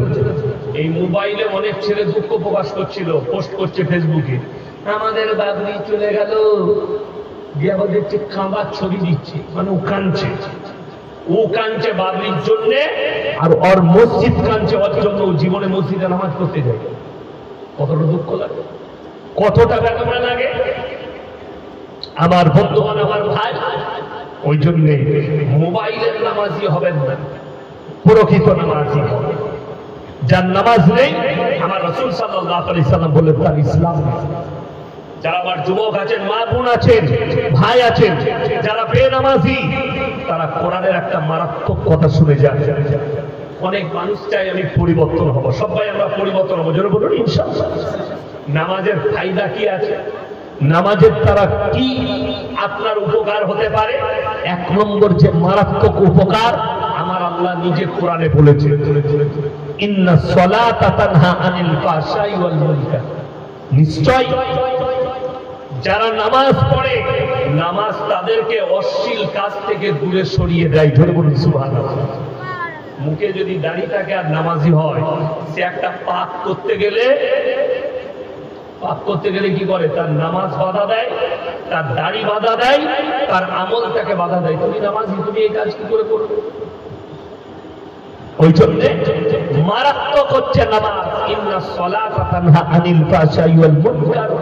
নিশ্চয়ই নামাজ এমন একটা ইবাদত, মানুষকে খারাপ কাজ থেকে সরিয়ে ভালো কাজের দিকে নিয়ে যায়। আমার বন্ধুগণ, আমার ভাই, আমাদের সমাজে এক শ্রেণীর নামাজি চায়ের দোকানে বেনামাজি যায়। নামাজিরা যদি বলে, ভাই তুই তো সবই করছিস, নামাজ কেন পড়িস না? সে তখন বলে, নামাজ পড়ে করবো, কিন্তু তোমরা নামাজ পড়তে পারো, কিন্তু তোমাদের থেকে ইমানটা আমাদেরই ভালো আছে। এই মাল আছে না? কথা বলে গাদা আছে আমাদের সমাজে, তাদেরকে শুনিয়ে দেন, কোরআনে আছে কিয়ামতের দিনে একটা রাস্তায় জাহান্নামীরা যাবে, একটাই জান্নাতীরা। জান্নাতীরা তাদেরকে দাঁড় করাবে। ফি জান্নাতি ইয়াতাসাআলুনা আনিল মুজরিমিনা মা সালাকাকুম ফিস সাকার। এই জাহান্নামী ভাইরা দাঁড়াও, তোমরা কেন সাকার নামক জাহান্নামে প্রবেশ করছো? তাদের 1 নম্বর উত্তর হবে, ক্বালু লাম নাকু মিনাল মুসাল্লিন। আমরা নামাজি মুসল্লি ছিলাম না, আল্লাহ তাই জাহান্নামে পাঠিয়েছে। আমার বন্ধুগণ, হাত তুলে বলুন, নামাজ কেউ কাজা করবো না, জোরে বলুন ইনশাআল্লাহ। কাজকে বলো আমার নামাজ আছে, নামাজকে বলো না আমার কাজ আছে। আজকে দুঃখটা কোথায় লাগে জানেন? যারা এখানে বাবা বসে আছেন, বাপ, যারা মা বসে আছেন, তারা শুনে যান। তোমার বাচ্চা 7 বছর বয়স হলে, আমাদের দেশে একটু গোলমাল চলছে, কি বলুন তো? কোন লোক যদি তার 5 বছর 7 বছরের বাচ্চাকে জুম্মার দিনে মসজিদে নিয়ে গিয়ে পেছনে দাঁড় করায়, অনেক বয়স্ক মুসল্লি বলে, এদেরকে কি করতে নিয়ে আসি? আনিস না, এরা হচ্ছে গন্ড মূর্খ নামাজি। যদি বলেন কেন? হাদিস পড়বেন, হাদিস জানবেন। রাসূল আকরাম সাল্লাল্লাহু আলাইহি সাল্লাম নামাজ পড়ছেন, হযরতে হোসেন, হযরতে হাসান, দুজন লাতনি, ফাতেমার সন্তান, হযরতে আলীর সন্তান, নবীজির ঘাড়ে চেপে পড়ছেন, পিঠে চেপে পড়ছেন। হযরতে ফাতেমা মারলেন, চাপ্পড় মারলেন। নামাজ শেষ করে নবীজি বললেন, ফাতেমা তুমি অন্যায় কাজ করলে, মেরো না এদিকে, এরা মাসুম। এইটাই তো নামাজের আসর করবে। কেন? কখনো নবীজির ঘাড়ে চাপছেন, কখনো পাশে সিজদা দিচ্ছেন, কখনো নবীজির মতো নিয়ত বাঁধছেন, তার মানে আসর পড়বে। লকডাউনে যখন ঘরেতে নামাজ হচ্ছিল, তো আমি বাড়িতে নামাজ পড়ছিলাম লকডাউনে। প্রত্যেক দিন ইফতারির পরে আমার আব্বাজি হজ করতে গিয়ে ছোট্ট একটা মুসল্লা আমার বিটিকে এনে দিয়েছে। সে আমার পাশে দাঁড়াতো, দাঁড়িয়ে নিয়ত বাঁধত, নিয়ত বেঁধে আমি যা করতাম তাই করত। কখনো আমার জামাটা ধরে টেনে দিত, কখনো খেলা করত, কখনো সামনে বসে যাচ্ছে। এইটাই তো তার বাঁচপানা, মাসুমিয়া। আর তার উপরে নামাজের আসর পড়বে। আজকে কষ্ট লাগে ওই মা বাবার উপরে যারা সন্তান আছেন, শুনে যান। আর ওই সন্তানের সব থেকে বড় দুশ্মন যে সন্তান 12 বছর পেরিয়ে গেছে, 14-15 বছর, 18 বছরের সন্তান, 20 বছরের সন্তান ফজরের সময় শুয়ে আছে, মা তাকে উঠাই না ঘুমের ডিস্টার্ব হবে বলে, বাপ তাকে উঠাই না ঘুমের ডিস্টার্ব হবে বলে আমার সন্তানের। এদের থেকে বড় দুশ্মন বাম্মার পৃথিবীতে কেউ নেই। একবেলা যদি খেতে না দেয় দুশ্মন নয়, তোমার মহব্বতের মা খেতে দেয়নি, বাপ দেয়নি, কিন্তু আল্লাহর কসম বাপ যদি বলে নামাজ পড়ার প্রয়োজন নেই, বড় কষ্ট লাগে। একজন বৌমা আমার কাছে অভিযোগ করলো, হুজুর আমি আমার শ্বশুর বাড়িতে নামাজ পড়ি, আমার স্বামী, আমার পরিবার, শ্বশুর শাশুড়ি, তারা বলে যে যদি নামাজ ধর্ম করো তাহলে বাপের বাড়ি চলে যাও, আর যদি বলো সংসার করবো আমাদের বাড়িতে থাকো, নামাজ পড়া যাবে না। বলুন নাউজুবিল্লাহ। এটা একটা মুসলিম পরিবারের কথা বলছে। এরকম বহু মা বাপ আছে যারা নামাজ তো পড়েই না, সন্তানকে জীবনের নামাজের জন্য দাওয়াত দেয় না। এটা বড় দুঃখের, এটা বড় কষ্টের, বড় বেদনাদায়ক যে আপনি আপনার সন্তানকে 12 বছরের সন্তান আজ থেকে নিয়ত করুন, ফজরের সময় তুলে দিবেন, উজুটা করিয়ে নিজের সাথে করে নিয়ে যাবেন মসজিদে, নামাজটা পড়ো। নামাজের পরে বাড়িতে এলে যদি স্কুলের স্টুডেন্ট হয়, কলেজের স্টুডেন্ট হয়, এই ফজরের পরে একটু পড়তে বসো। আপনারা জানেন আমি যখন গুজরাটে হিফজ করতাম কখন পড়া শোনাতাম, সাবাক কোরআনের পড়াটা কখন শোনাতাম, রাত 3টায় তুলে দিত, আমাদেরকে 2:30টায় তুলে দিত। পড়া হয়ে যেত তখনই সবক শুনিয়ে দাও, সবক পারা শুনিয়ে দাও। সকালে কেন? ওই সময় বাচ্চাদের ব্রেনটা একদম খালি থাকে, মানুষের যা বলবেন মেমোরিতে ঢুকে যাবে। মাদ্রাসার ছাত্ররা ওই জন্য ফজরের আগে পড়ে। কেন পড়ে? পড়াটা ব্রেনে ঢুকে যাবে। আমরা ফজরের আগে উঠাই, আপনার সন্তানকে উঠান, ফজরের নামাজটা পড়ো, তাকে অভ্যাস করো। তোমার মেয়েকে উঠিয়ে দাও, তোমার মেয়েকে নামাজ পড়া করাও। আজকে দুঃখ লাগে আমার মেয়ের ঘুমের ডিস্টার্ব হবে, তাই তাকে উঠানো যাবে না। আমার বন্ধুগণ, 1 নম্বর হচ্ছে আল্লাযীনা ইউমিনুনা বিল গায়ব, না দেখে আল্লাহকে বিশ্বাস। 2 নম্বর ওয়া ইউকিমুনাস সালাহ, এবং তারা যেন সালাত আদায় করে, ওয়া মিম্মা রাযাকনাহুম ইউনফিকুন, এবং আল্লাহ যে রিজক দিয়েছে সেখান থেকে তারা সংসার চালাবে এবং তারা ব্যয় করবে। আল্লাহ আপনাকে যে হালাল মাল দিয়েছে সেখান থেকে আপনি খরচ করুন, ব্যয় করুন। আমি বলে যাচ্ছি, ডাল আলু খাবেন, হালাল যেন হয়। আপনি 2 বস্তা আলু নিয়ে কালিয়াচকে বিক্রি করে আসুন, আপনার বাজারে বিক্রি করুন, ফারাক্কায় বেচুন সবজি। আপনি সকালবেলায় যদি মারা যান আপনার কবর আসান হবে, কবরে হিসেব নিকেশ আসান হবে। আর যদি হারামের উপরে নির্ভরশীল হন তাহলে জেনে রেখে দিবেন, কবর কঠিন হয়ে গেলে কিয়ামতের ময়দানও আপনার জন্য কঠিন হয়ে যাবে। আমার বন্ধুগণ, আমার ভাই, সবাই নিয়ত করেলেন আজ থেকে কেউ নামাজ ছাড়বো না। জোরে বলুন ইনশাআল্লাহ। নিয়ত করেলেন আমি যেন হালালের উপরে নির্ভরশীল হয়। লটারি হারাম, মদ পান করা হারাম, নিষিদ্ধ জিনিস হারাম, সেটা বিক্রি হারাম, এমনকি সুদ হারাম।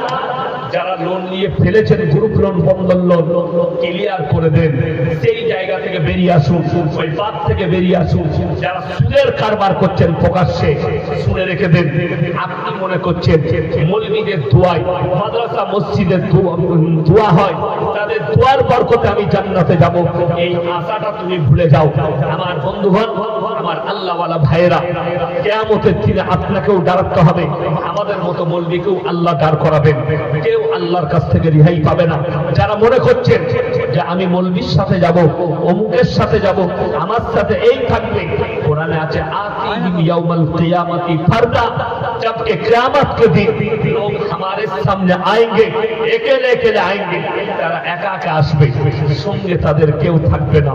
আমার ভাই, ওয়ায়ুকিমুনাস সালাহ, তারপরেই আছে ওয়ামিম্মা রাযাকনাহুম ইউনফিকুন ওয়াল্লাযীনা ইউমিনুনা বিমা উনজিলা ইলাইকা ওয়া মা উনজিলা মিন ক্বাবলিক, এবং তারা জানো যতগুলো নবী পয়গম্বর পাঠিয়েছি এদের উপরে তারা যেন বিশ্বাস রাখে, ওয়াবিল আখিরাতি হুম ইউকিনুন, এবং এরা যেন পরকালের উপরে যে কিয়ামত হবে, বিচারের দিবস হবে, আল্লাহ বিচার করবে, এটার উপরে যেন তারা দৃঢ় বিশ্বাস নিয়ে আসে।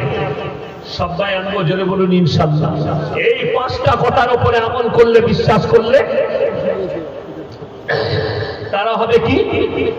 উলাইকা আলা হুদাম মির রাব্বিহিম ওয়া উলাইকা হুমুল মুফলিহুন।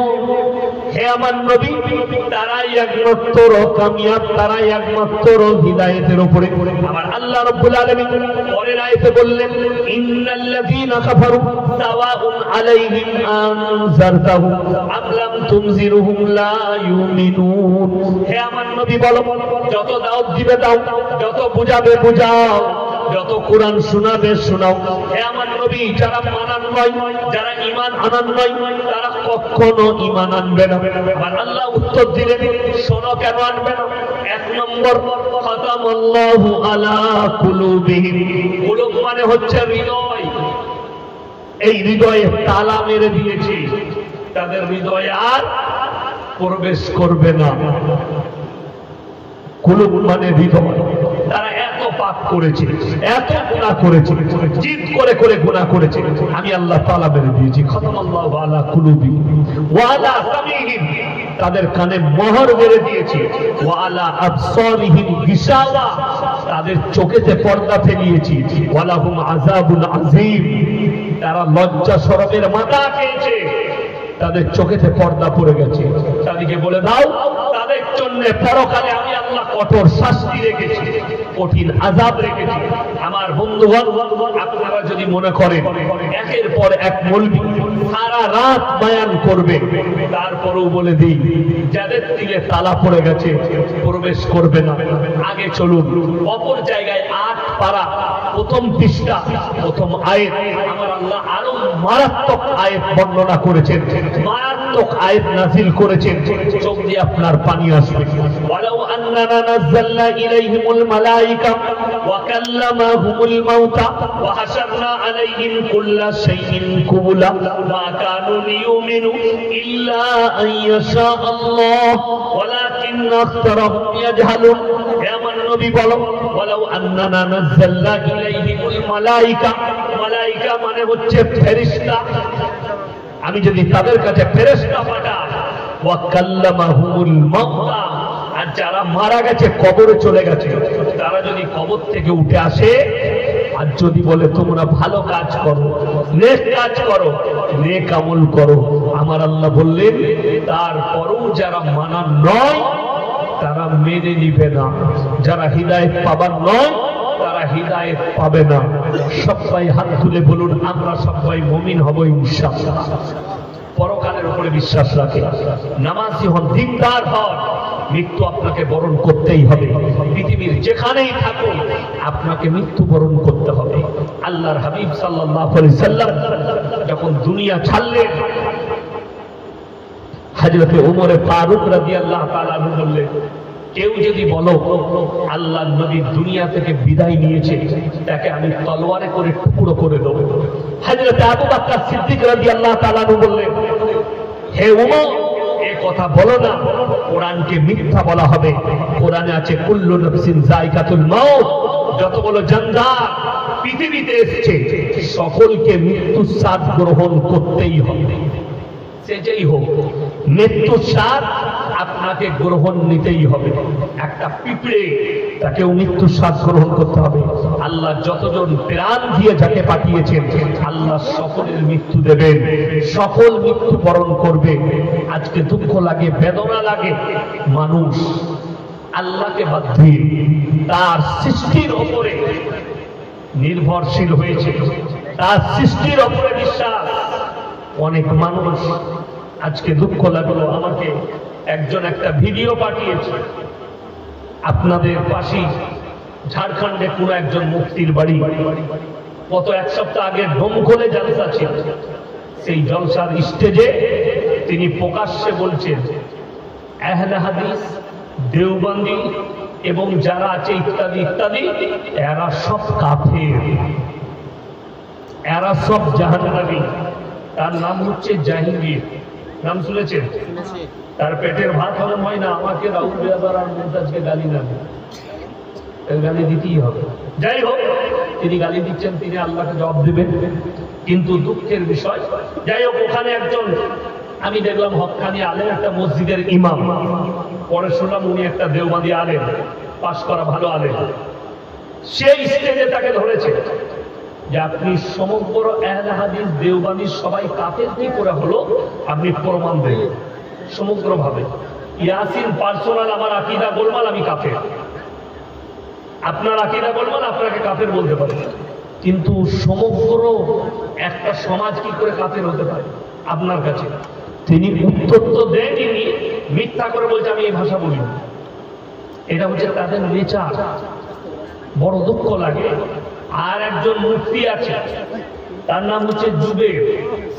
এদের বক্তব্য এড়িয়ে চলবেন, গালি দিবেন না কেউ কমেন্টে, বরঞ্চ সেখান থেকে সরিয়ে দিবেন, অ্যাভয়েড করে দিবেন। এই লোক দুঃখটা কোথায় জানেন? এই লোক ফতোয়া দিচ্ছে ডাইরেক্ট আহলে হাদিস দেওবন্দি, তারপরে আরো যারা আছে, এদের জবাই করা মুরগি বেরেলিদের খাওয়া যাবে না, এদের সঙ্গে মুলাকাত করা যাবে না, এদের সঙ্গে বসা যাবে না। আমি আজ থেকে 1 বছর আগে মালদা ওই চাচলের কাছে জলসা করে বাড়ি ফিরছি, কালিয়াচক বাজারে দাঁড়িয়েছিলাম, কিছু ফল নেবো বাড়ির জন্য। বাইকে করে বেরেলি ভাইদের একজন বক্তা এলেন, আমাকে সালাম দেবেন, হুজুর ভালো আছেন? আমার সাথে একটা ফটো নেব। ফটো নিল, মুলাকাত করলো। আমি তাকে বললাম, ভাই একটা কথা জিজ্ঞেস করবো। বলছে বলুন। আপনাদের মুফতি জুবের বলেছে দেওবন্দি আহলে হাদিস বক্তাদের সঙ্গে মুলাকাত করলে ঈমান চলে যাবে, বিবির তালাক হবে। এখন আপনার বউটা নিয়ে কি করবে? কথা বুঝতে পারেন? তো তিনি উত্তর দিলেন, বলে ও তো হারামি মুরগি, বলে এটা স্টেজে বলতে পারবেন আপনি? দুঃখ ওইটাই, পেছনে গালি দিচ্ছে, সামনে দেখলে আমাকে হুজুর হুজুর করে, ভণ্ড বলল। আমি আমার ড্রাইভারকে জিজ্ঞেস করলাম, কোলাঘাট থেকে আমি মেদিনীপুর খড়গপুরে জলসা করে আসছি। কোলাঘাটে একটা বড় পশ্চিম বাংলার বড় হোটেল আছে, শেরে পাঞ্জাব। সেখানে আমি দাঁড়ালাম, একটু চা খাবো, চাটা খুব ভালো। তো চা খাচ্ছি আর একটা বরফি নিয়েছি, খুব ভালো বরফি, পাঞ্জাবিদের হোটেল তো খাচ্ছি। তোরপুরার একজন হুজুর সাহেবের ছেলে, আমি নাম করব, তিনি এসে সালামু আলাইকুম হুজুর, ভালো আছেন? ইয়াসিন ভাই, আপনার বক্তব্য শুনে ওনা মাশাআল্লাহ আলহামদুলিল্লাহ, আল্লাহ আপনাকে ভালো রাখুন। বলছে, এই হুজুর যা খাচ্ছে বিলিও না, আমি দিয়ে দিই। ওটা তো আল্লাহর রহমত, দিয়ে দাও। তোমার আমরা কেউ কি কাফের বলি না। কাফের হওয়ার জন্য তার দলিল লাগবে, তার আকীদা গোলমাল হতে হবে। যেমন আপনি বলবেন কোন বেরেলভি ভাইদের ওদের মসজিদে নামাজ পড়া যাবে কিনা, আপনাকে দেখতে হবে সেই ইমাম যদি কবরের সিজদা করে, কবরের পূজা করে, আল্লাহ ব্যতীত অপরের কাছে ভালো মন্দ চায়, কবরে চাদর চড়ায়, তাবিজের কারবার করে, লোককে ধোঁকা দেয়, তার পিছনে নামাজ হবে। কথা বুঝতে পারলাম? কেন? আল্লাহর কাছে যত পাপ আছে সব থেকে নিকৃষ্ট পাপ। মুফতি জুবের আপনার ব্যাপারে উল্টো পাল্টা কথা বলছে। হ্যাঁ, ও বলেছে, একটা জলসা ছিল, আমার কাছে রেকর্ডিং আছে, কমিটির লোকে দেওবন্দি ভাইরা আমাকে দাওয়াত দিয়েছিল মুর্শিদাবাদের জলঙ্গি বাগমারা নাম গ্রামটা। কি নাম বললাম? বাগমারা। জানি না তারা কোনদিন হয়তো বাঘ মেরেছিল, সেখানে মরদ আছে হয়তো, মাশাআল্লাহ। ওই গ্রামে আল্লাহ বরকত দেখতে, সেখানে বেরেলভিরা তাকে দাওয়াত দিয়েছে আর দেওবন্দিরা আমাকে দাওয়াত দিয়েছে। আমাকে বললে হুজুর জানেন তো মুক্তি যুগের আছে, আমি তোরা আসমান থেকে কোনো মালকে নিয়ে আমার অসুবিধা নাই, তার আছে নাকি তাকে জিজ্ঞেস কর। কথাটা বুঝতে পারেন? তো তারপরে দেখলাম এই ঝামেলাটা যখন হয়েছে জাহাঙ্গীরের সাথে, ওখানকার প্রশাসনরা নাকি না নিজেদের মধ্যে হয়েছে, তারা বলেছে জলসা করা যাবে না। কেন? আমি কিন্তু ঠান্ডা মাল লয়, খুব গরম মাল, আমি উল্টো পাল্টা বরদাস্ত করবো না। যখনই ও গাল দিবে স্টেজে, তারপরে কিন্তু আমি ছাল ছাড়িয়ে দেব। আমি বলেছি যে ও যদি মুখ ঠিক রাখে আমি ঠিক রাখবো, ও যদি গাল দেয় আমিও কিন্তু ছাড়বো না। ও যদি আমাদেরকে কাফের বলে, যাই হোক কথা হয়ে গেছে, সব হয়ে গেছে, ডেট হয়ে গেল 1 মাস পরে। এই কদিন আগে আমাকে ফোন করে বলে জলসাটা করা যাবে।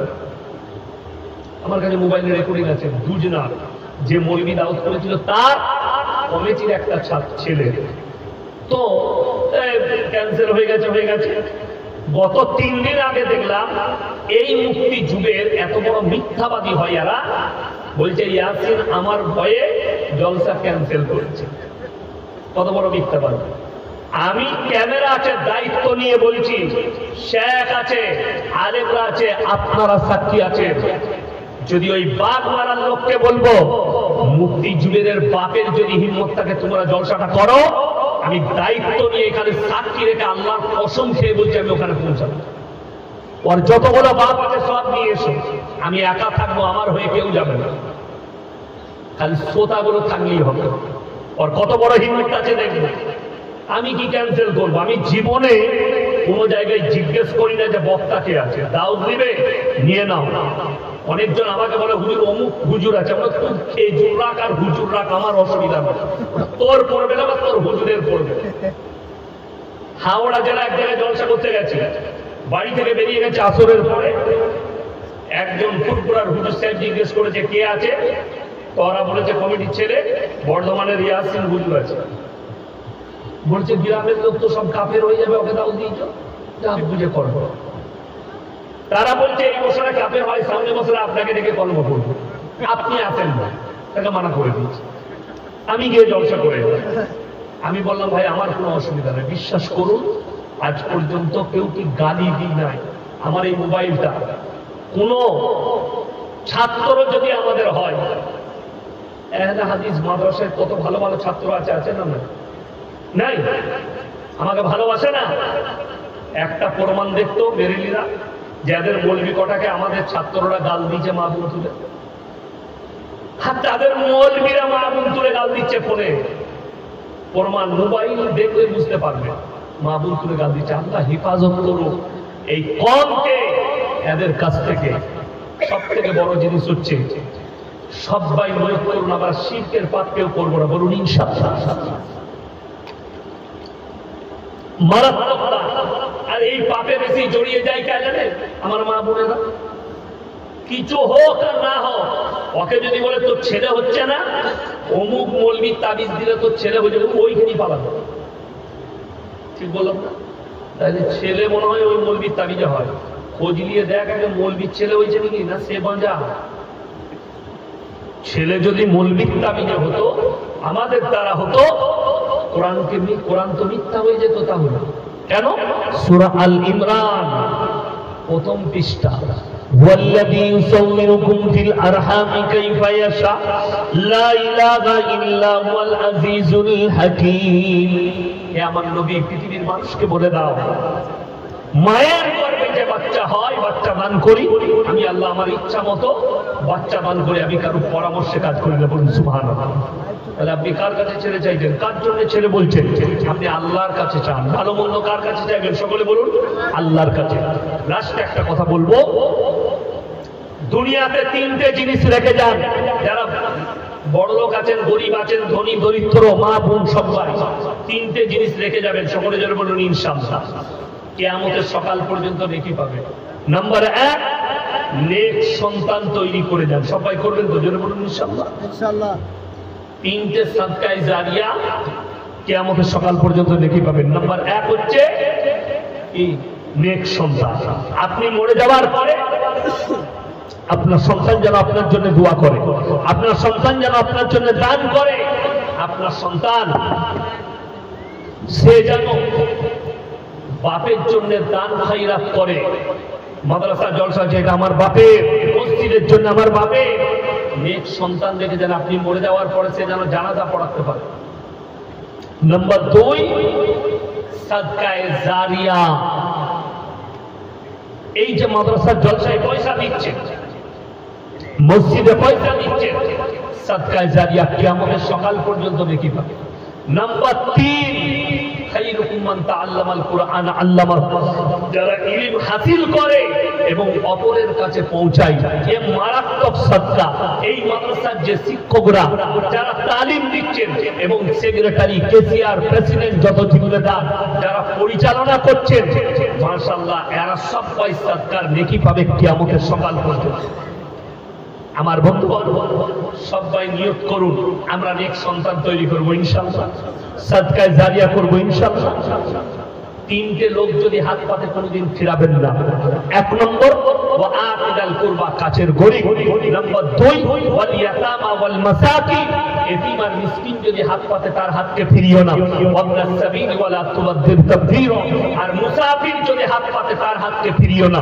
ইন্নাল মুবাদ্দিরিনা কানু ইখওয়ানাশ শায়াতিন ওয়া কানা আশ-শাইতানু লিরাব্বিহি কাফুরা। হে আমার নবী, পৃথিবীর মানুষকে বলে দাও, কেউ যদি অপব্যয় করে সে হচ্ছে শয়তানের ভাই, অপব্যয়কারী হচ্ছে শয়তানের ভাই। অপব্যয় কাকে বলে? আপনার হালাল টাকা আপনি মদেতে, গাঁজাতে, নেশাতে, নারীতে, লটারিতে, হারাম জিনিসে, ইসলাম বিরোধী কাজে খরচ করছেন। আমার বন্ধুগণ, আজকের এই মজমায় সবথেকে বড় মুসাফির আমি ইয়াসিন। আমার বন্ধুগণ, সকলে বলুন কোরআনে পারা কটা আছে? বা তাড়াতাড়ি বলুন। 30টা পারা আছে কোরআনে। সবাই হাত তুলে বলুন কোরআনের সাথে মহব্বত করবো ইনশাআল্লাহ। এই মাদ্রাসায় কোরআন আর হাদিসের তালিম দেওয়া হচ্ছে। আমার বন্ধুগণ, আমার মা বোন, আমার ভাই, আমি আপনাদের কাছে সেরকম কিছু চাইবো না। 30টা কোরআনের জন্য 500 করে নগদ টাকা, কাছে না থাকলে ফোন পেতে দিবেন, তাড়াতাড়ি আমার হাতে দিয়ে যাবেন। 30 জন আল্লাহর বান্দা 500 করে টাকা কে কে আছেন কোরআনের জন্য? তাড়াতাড়ি উঠে আসুন। মাত্র 500 করে 30টা কোরআন শরীফের পয়সা চেয়েছি, একটা দিচ্ছেন, মাশাআল্লাহ 1 নম্বর হয়ে গেছে। তাড়াতাড়ি পকেটে যদি না থাকে উঠে আসুন। মাশাআল্লাহ মায়েদের মধ্যে যদি কেউ থাকে 2 নম্বর হয়ে গেল, তাড়াতাড়ি উঠে আসুন। আমি 30টা কোরআন শরীফের পয়সা চেয়েছি, 3টে মাশাআল্লাহ 4টা হলো, জাযাকাল্লাহ। আসুন মাশাআল্লাহ 5টা, তাড়াতাড়ি উঠে আসুন ভাই। মাশাআল্লাহ নাসিম আক্তার ভাই 6টা, জাযাকাল্লাহ উঠে আসুন। মাশাআল্লাহ উঠে আসুন ভাই, আসুন। 6টা, 7টা, 8টা, মাশাআল্লাহ আসুন। 9টা, ওয়ালাইকুম সালাম, আসুন বাবাজি, মাশাআল্লাহ। এটা কটা আছে? 3000। মা মারা গেছে, মাশাআল্লাহ 6টা, 2টো, জাযাকাল্লাহ। আসুন 3000 আছে মানে 6টা, মাশাআল্লাহ। আসুন বেনামেতে 2000 টাকা, বেনামেতে 2000। কেউ চলে যাবেন না, আমি বয়ান শেষ করিনি কিন্তু। মাশাআল্লাহ আসুন, বেনামে 2000 টাকা, মাশাআল্লাহ। আসুন ভাই, জাযাকাল্লাহ। কেউ চলে যাবেন না, আমি বয়ান শেষ করিনি কিন্তু। পালাবেন না, এই পালাচ্ছে না, বসো। আমি মাদ্রাসার জন্য চেয়েছি, মায়েদের কাছে কেউ কি পাঠান তো, মায়েরা তাড়াতাড়ি দেন। ওখানে লোক আছে, মাশাআল্লাহ। এই দেখেন আরো 2000 এসছে, মানে 4টা, তাড়াতাড়ি এসো, জাযাকাল্লাহ। 500 আসুন, মাশাআল্লাহ।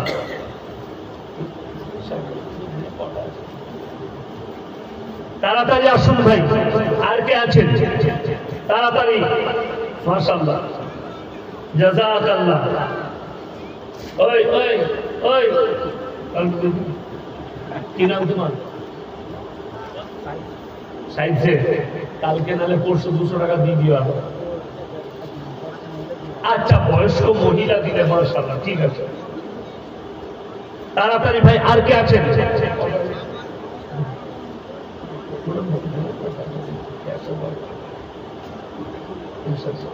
তাড়াতাড়ি উঠে আসুন।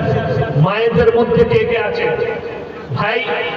আল্লাহ নবী বলেছেন জাকির আপজ্জিত সম্পদ, কিয়ামতের দিনে মানুষ কাঁদবে। আমি আরো কিছু, মাশাআল্লাহ, জাযাকাল্লাহ।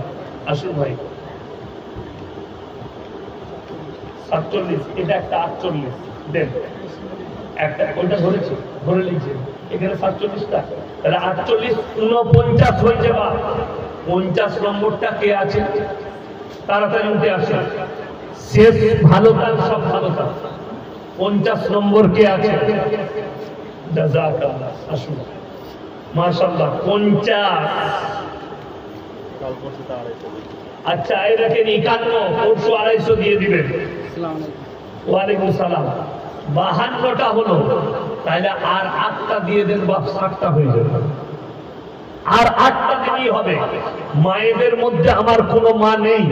দেখুন আল্লাহ নবী সাল্লাল্লাহু আলাইহি সাল্লাম, আল্লাহর হুকুম হলো মক্কা নগরীতে তুমি এলান করো, ওমা ইউকরিদুল্লাহ কারদান হাসানা, আল্লাহর রাস্তায় কে কি দান করবে বলো। সাহাবীরা জান মালকে কুরবান করেছেন, মাশাআল্লাহ। এই দেখেন 54টা হলো, মাশাআল্লাহ। 55টা হলো, তাড়াতাড়ি উঠে আসেন ভাই। আল্লাহর নবী সাহাবীরা জানের মালের কুরবানি করেছে, মাশাআল্লাহ। 56, তাড়াতাড়ি উঠে আসুন ইনশাআল্লাহ। 56টা হয়েছে, আর মাত্র 4টা লাগবে ইনশাআল্লাহ। আর 4 জনকে আছে, কটা দিচ্ছ গো?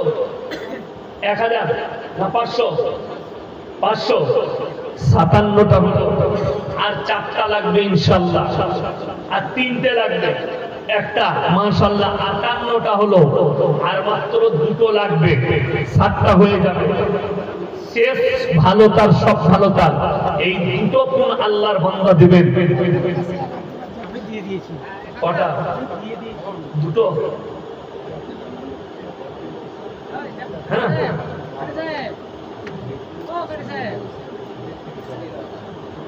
নারায়ে তাকবীর। মৃত হাজী আশরাফুল সাহেবের ছেলে হাজী সাহেব, উনি 30,000 টাকা দান করেছেন। আল্লাহু আকবার, মাশাআল্লাহ।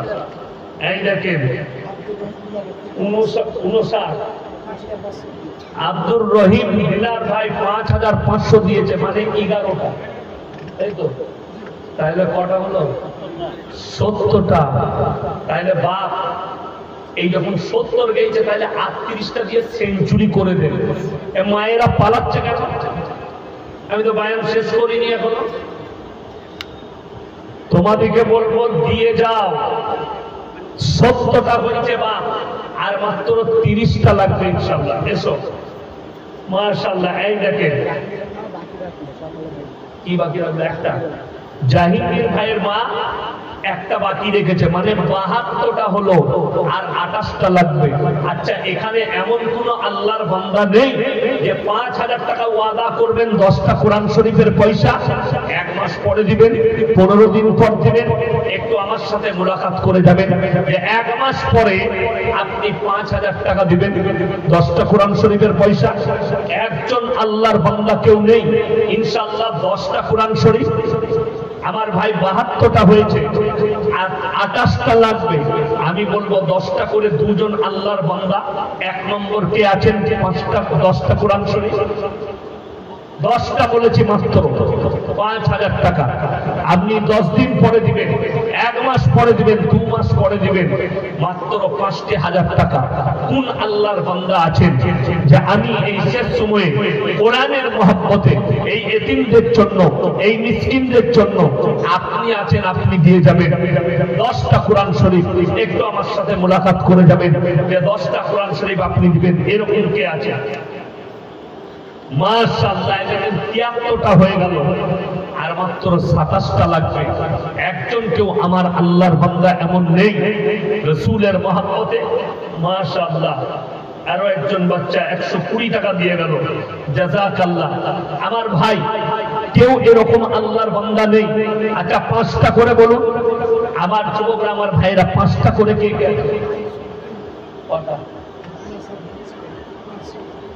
আচ্ছা, আইসুদ্দিন মাদ্রাসার জালসা সেক্রেটারি, উনি 5000 টাকা, সকলে জোরে বলুন সুবহানাল্লাহ। আল্লাহ উনার দানকে কবুল করুক, নেক নিয়তকে আল্লাহ পুরো করুক। তাহলে ভাই হয়ে গেল 83টা, আর মাত্র কটা লাগবে? 17টা। এই 17টা মধ্যে 10টা কোন আল্লাহর বান্দা আর একজন আছেন, আর একজন আল্লাহর বান্দা 10টা কে আছেন? একটু তাড়াতাড়ি দেখতে চাই। আর একজন আল্লাহর বান্দা 5000 টাকা, যে 10টা কোরআন শরীফের আমার কোন মা যদি থাকেন, বোন যদি থাকে, নিয়ত করবেন সন্তানের নামে, নিজের নামে, আপনার পরিবারের নামে। এতিমরা মিসকিনরা পড়বে। কে আছেন? আমার কোন ভাই আছেন যে আজ 10টা কোরআন শরীফ দিবেন? ইনশাআল্লাহ দেখি কোন আল্লাহর বান্দা স্টেজের কাছে আসুন, হাত তুলেন যে আমি আছি এই মাদ্রাসার মোহাম্মত করনেওয়ালা, কোরআনের মোহাম্মত করনেওয়ালা।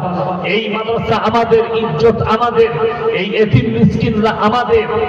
আমার বন্ধুগণ, আমার ভাই, এই মাদ্রাসা জিম্মেদার যারা আছেন, আপনারা বিচলিত হবেন না। আমার বন্ধুগণ, আপনাদের জন্য দোয়া করে দেবো। আমি ইয়াসিন, আমি মুসাফির মানুষ, আর মাত্র 10টা কোরআন শরীফ। কে আছেন? আমার কোন আল্লাহর বান্দা আছেন? একটু তাড়াতাড়ি বলে যায়। আর 10টা, তাহলে 93টা হয়ে যাবে ইনশাআল্লাহ। আমি চাই কোন আল্লাহর বান্দা আছে? যদি 5টা হয় 5টা বলে যান, 5টা করে বলে যান। কে আছে? কোন আল্লাহর বান্দা আছে? 10টা, 5টা।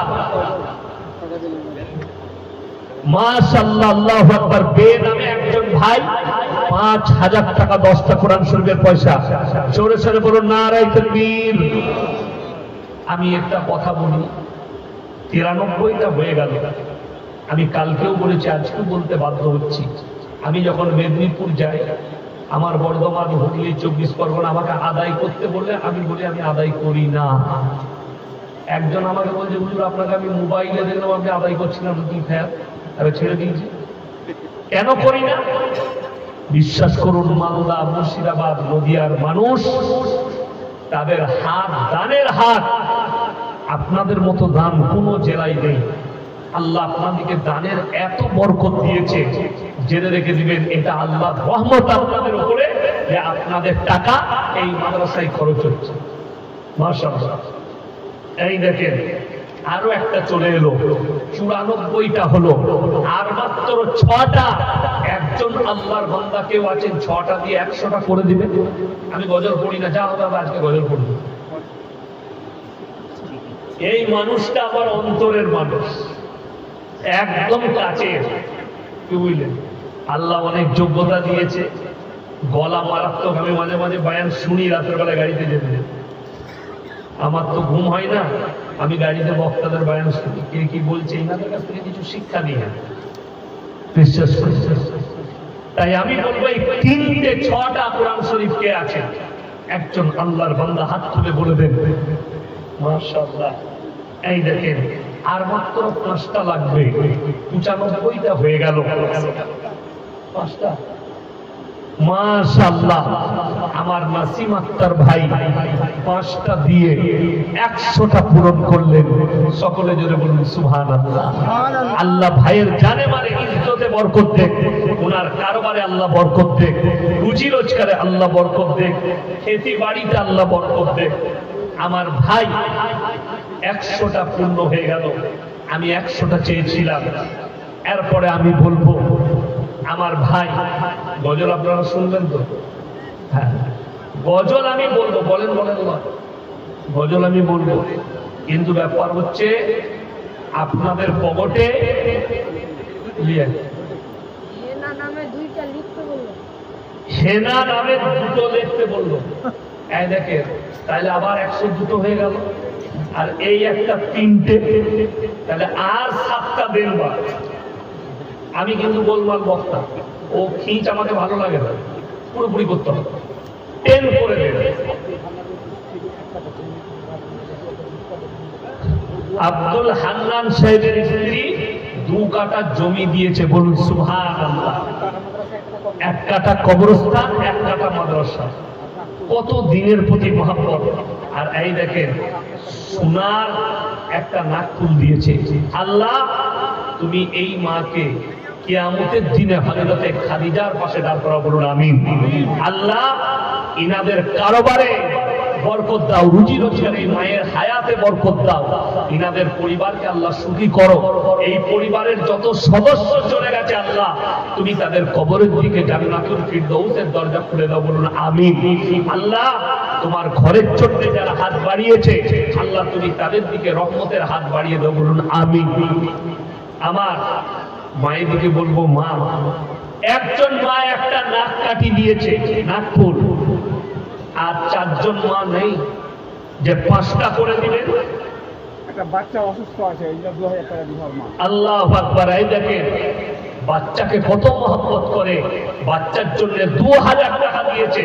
আল্লাহ তাকে সুস্থতা দান করুন, বলুন আমিন।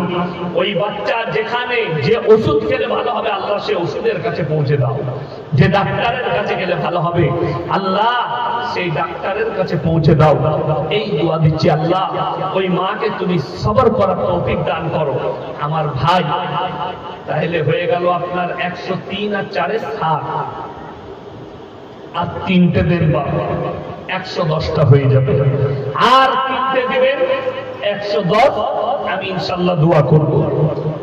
আর আমি বলবো 4 জন আল্লাহর বান্দী হযরতে খাদিজার খাতায় নাম লেখানো এমন 4 জন মা কেউ নেই যে নিজের নাক কাঠিটাই কোরআনের মহব্বতে খুলে দিবেন। 1 জন মা দিয়েছেন, আর 4 জন মা এই মালদার জমিনে কেউ নেই। ওয়ালাইকুম সালাম। আল্লাহ তোমার হায়াতে বরকত দেখ। এই দেখেন 109টা হয়ে গেল বাবা, জাযাকাল্লাহ, আলহামদুলিল্লাহ। দেখছেন আমি বলেছি এই দানের মাটি হচ্ছে মালদা মুর্শিদাবাদের মাটি। 110টাই হয়ে গেল। আমি 110টা চেয়েছি, 110টা হয়ে গেল। আমার বন্ধুগণ, আমার মা, আমার বোন, আল্লাহর মহব্বতে, রসুলের মহব্বতে, এই এতিমদের মহব্বতে আর 4 জন এইরকম কোন মা নেই যে সোনার নাকমাচিটা একটু খুলে দিবেন। কোরআনের মহব্বতে 1টা হয়েছে, আর 4টা হলে 5 ওয়াক্ত। একটা আগে হয়েছে মাশাআল্লাহ, তাহলে 2টো হয়ে গেছে। এরপরে বলুন তো আর মাত্র 3টে লাগবে। 3 জন মা কেউ নেই, এমন মা নেই 3 জন যে নিজের নাকমাচিটা খুলে দিবেন কোরআনের জন্য, কোরআনের মহব্বতে, কোরআনের ভালোবাসায়। এই জমিনে সেবুল তলার জমিনে এমন কোন মা নেই যে আল্লাহ আমাকে তৌফিক দিয়েছে আমি আমার নাকমাচি কোরআনের মহব্বতে খুলে দিচ্ছি এই মাদ্রাসার মহব্বতে। মাশাআল্লাহ, বিশ্বাস করুন আমি আজকে একটা কথা বলতে বাধ্য হচ্ছি। আমি মালদা জেলার যতগুলো জায়গায় জলসা করেছি, আজকের পরিবেশ আমার মন ছুঁয়ে গেছে। কোন রকমের বিশৃঙ্খলা নেই, খানার ব্যবস্থা, মেহমানদারির ব্যবস্থা আমার মন ছুঁয়ে গেছে। আমি তো দোয়া করব, কারি সাহেব ভাই আমাকে দাওয়াত দিয়েছেন, আল্লাহ ইনার হায়াতে বরকত দেন। এই মাদ্রাসার যত জিম্মেদার আছে আল্লাহ সকলকে কবুল করুক, এই মাদ্রাসাকে আল্লাহ কবুল করুক, এই মাদ্রাসার দিন দুগুনি রাত চুগুনি আল্লাহ তারাক্কি দান করুক। আমার ভাই, আমি আপনাদেরকে গজল শোনাবো, কিন্তু একটা অনুরোধ, গজল করতে শুরু করব, আপনারা উঠবেন, পকেটে 10 টাকা, 100 টাকা, 50 টাকা, 5 টাকা থাকলেও আমার হাতে একটু দিয়ে যাবেন, আমি আপনাদের জন্য দোয়া করব। আমার ভাই 110টা কোরআন শরীফের পয়সা দিয়েছেন। আমি খালি এতটুকু বলবো, এই লাস্টে শেষে কমপক্ষে 5 টাকা হলেও আপনার পকেটে থাকলে শেষ দোয়ার সময়, শেষ রাত্রি তাহাজ্জুদের ওয়াক্তে আপনি একটু দিয়ে যান। শেষ সময় কে আছেন 100, 200, 50, 500 যে যা পারবেন আমার হাতে একটু দিয়ে যান। আমার বন্ধুগণ এসো, মাশাআল্লাহ, জাযাকাল্লাহ। উঠে আসুন ভাই। ভুবন জুড়ে রূপের মেলা, কদম কদম ভয়, জানি না মন কোথায় কখন পথে বসে রয়। জুড়ে রূপের মেলা, কদম কদম ভয়, জানি না মন কোথায় কখন পথে বসে রয়। আমার চলার পথে প্রিয় কাঁটার ছড়া ছড়ি, আর পারিনে সামলাতে মন তোমার পায়ে পড়ি। তোমার প্রেমের পীযুষ পানে ধরার বুকে রস, তোমার গুণের কিরণ গুণে মনির যত যশ। নীল আকাশে লতাই পাতাই তারাই চাঁদে হাসি, নিখিল জুড়ে যেথাই দেখি শুধুই তোমার মোহনবাসী। ইউসুফের ওই রূপের ভেতর তোমার রূপের আশিস মাগি।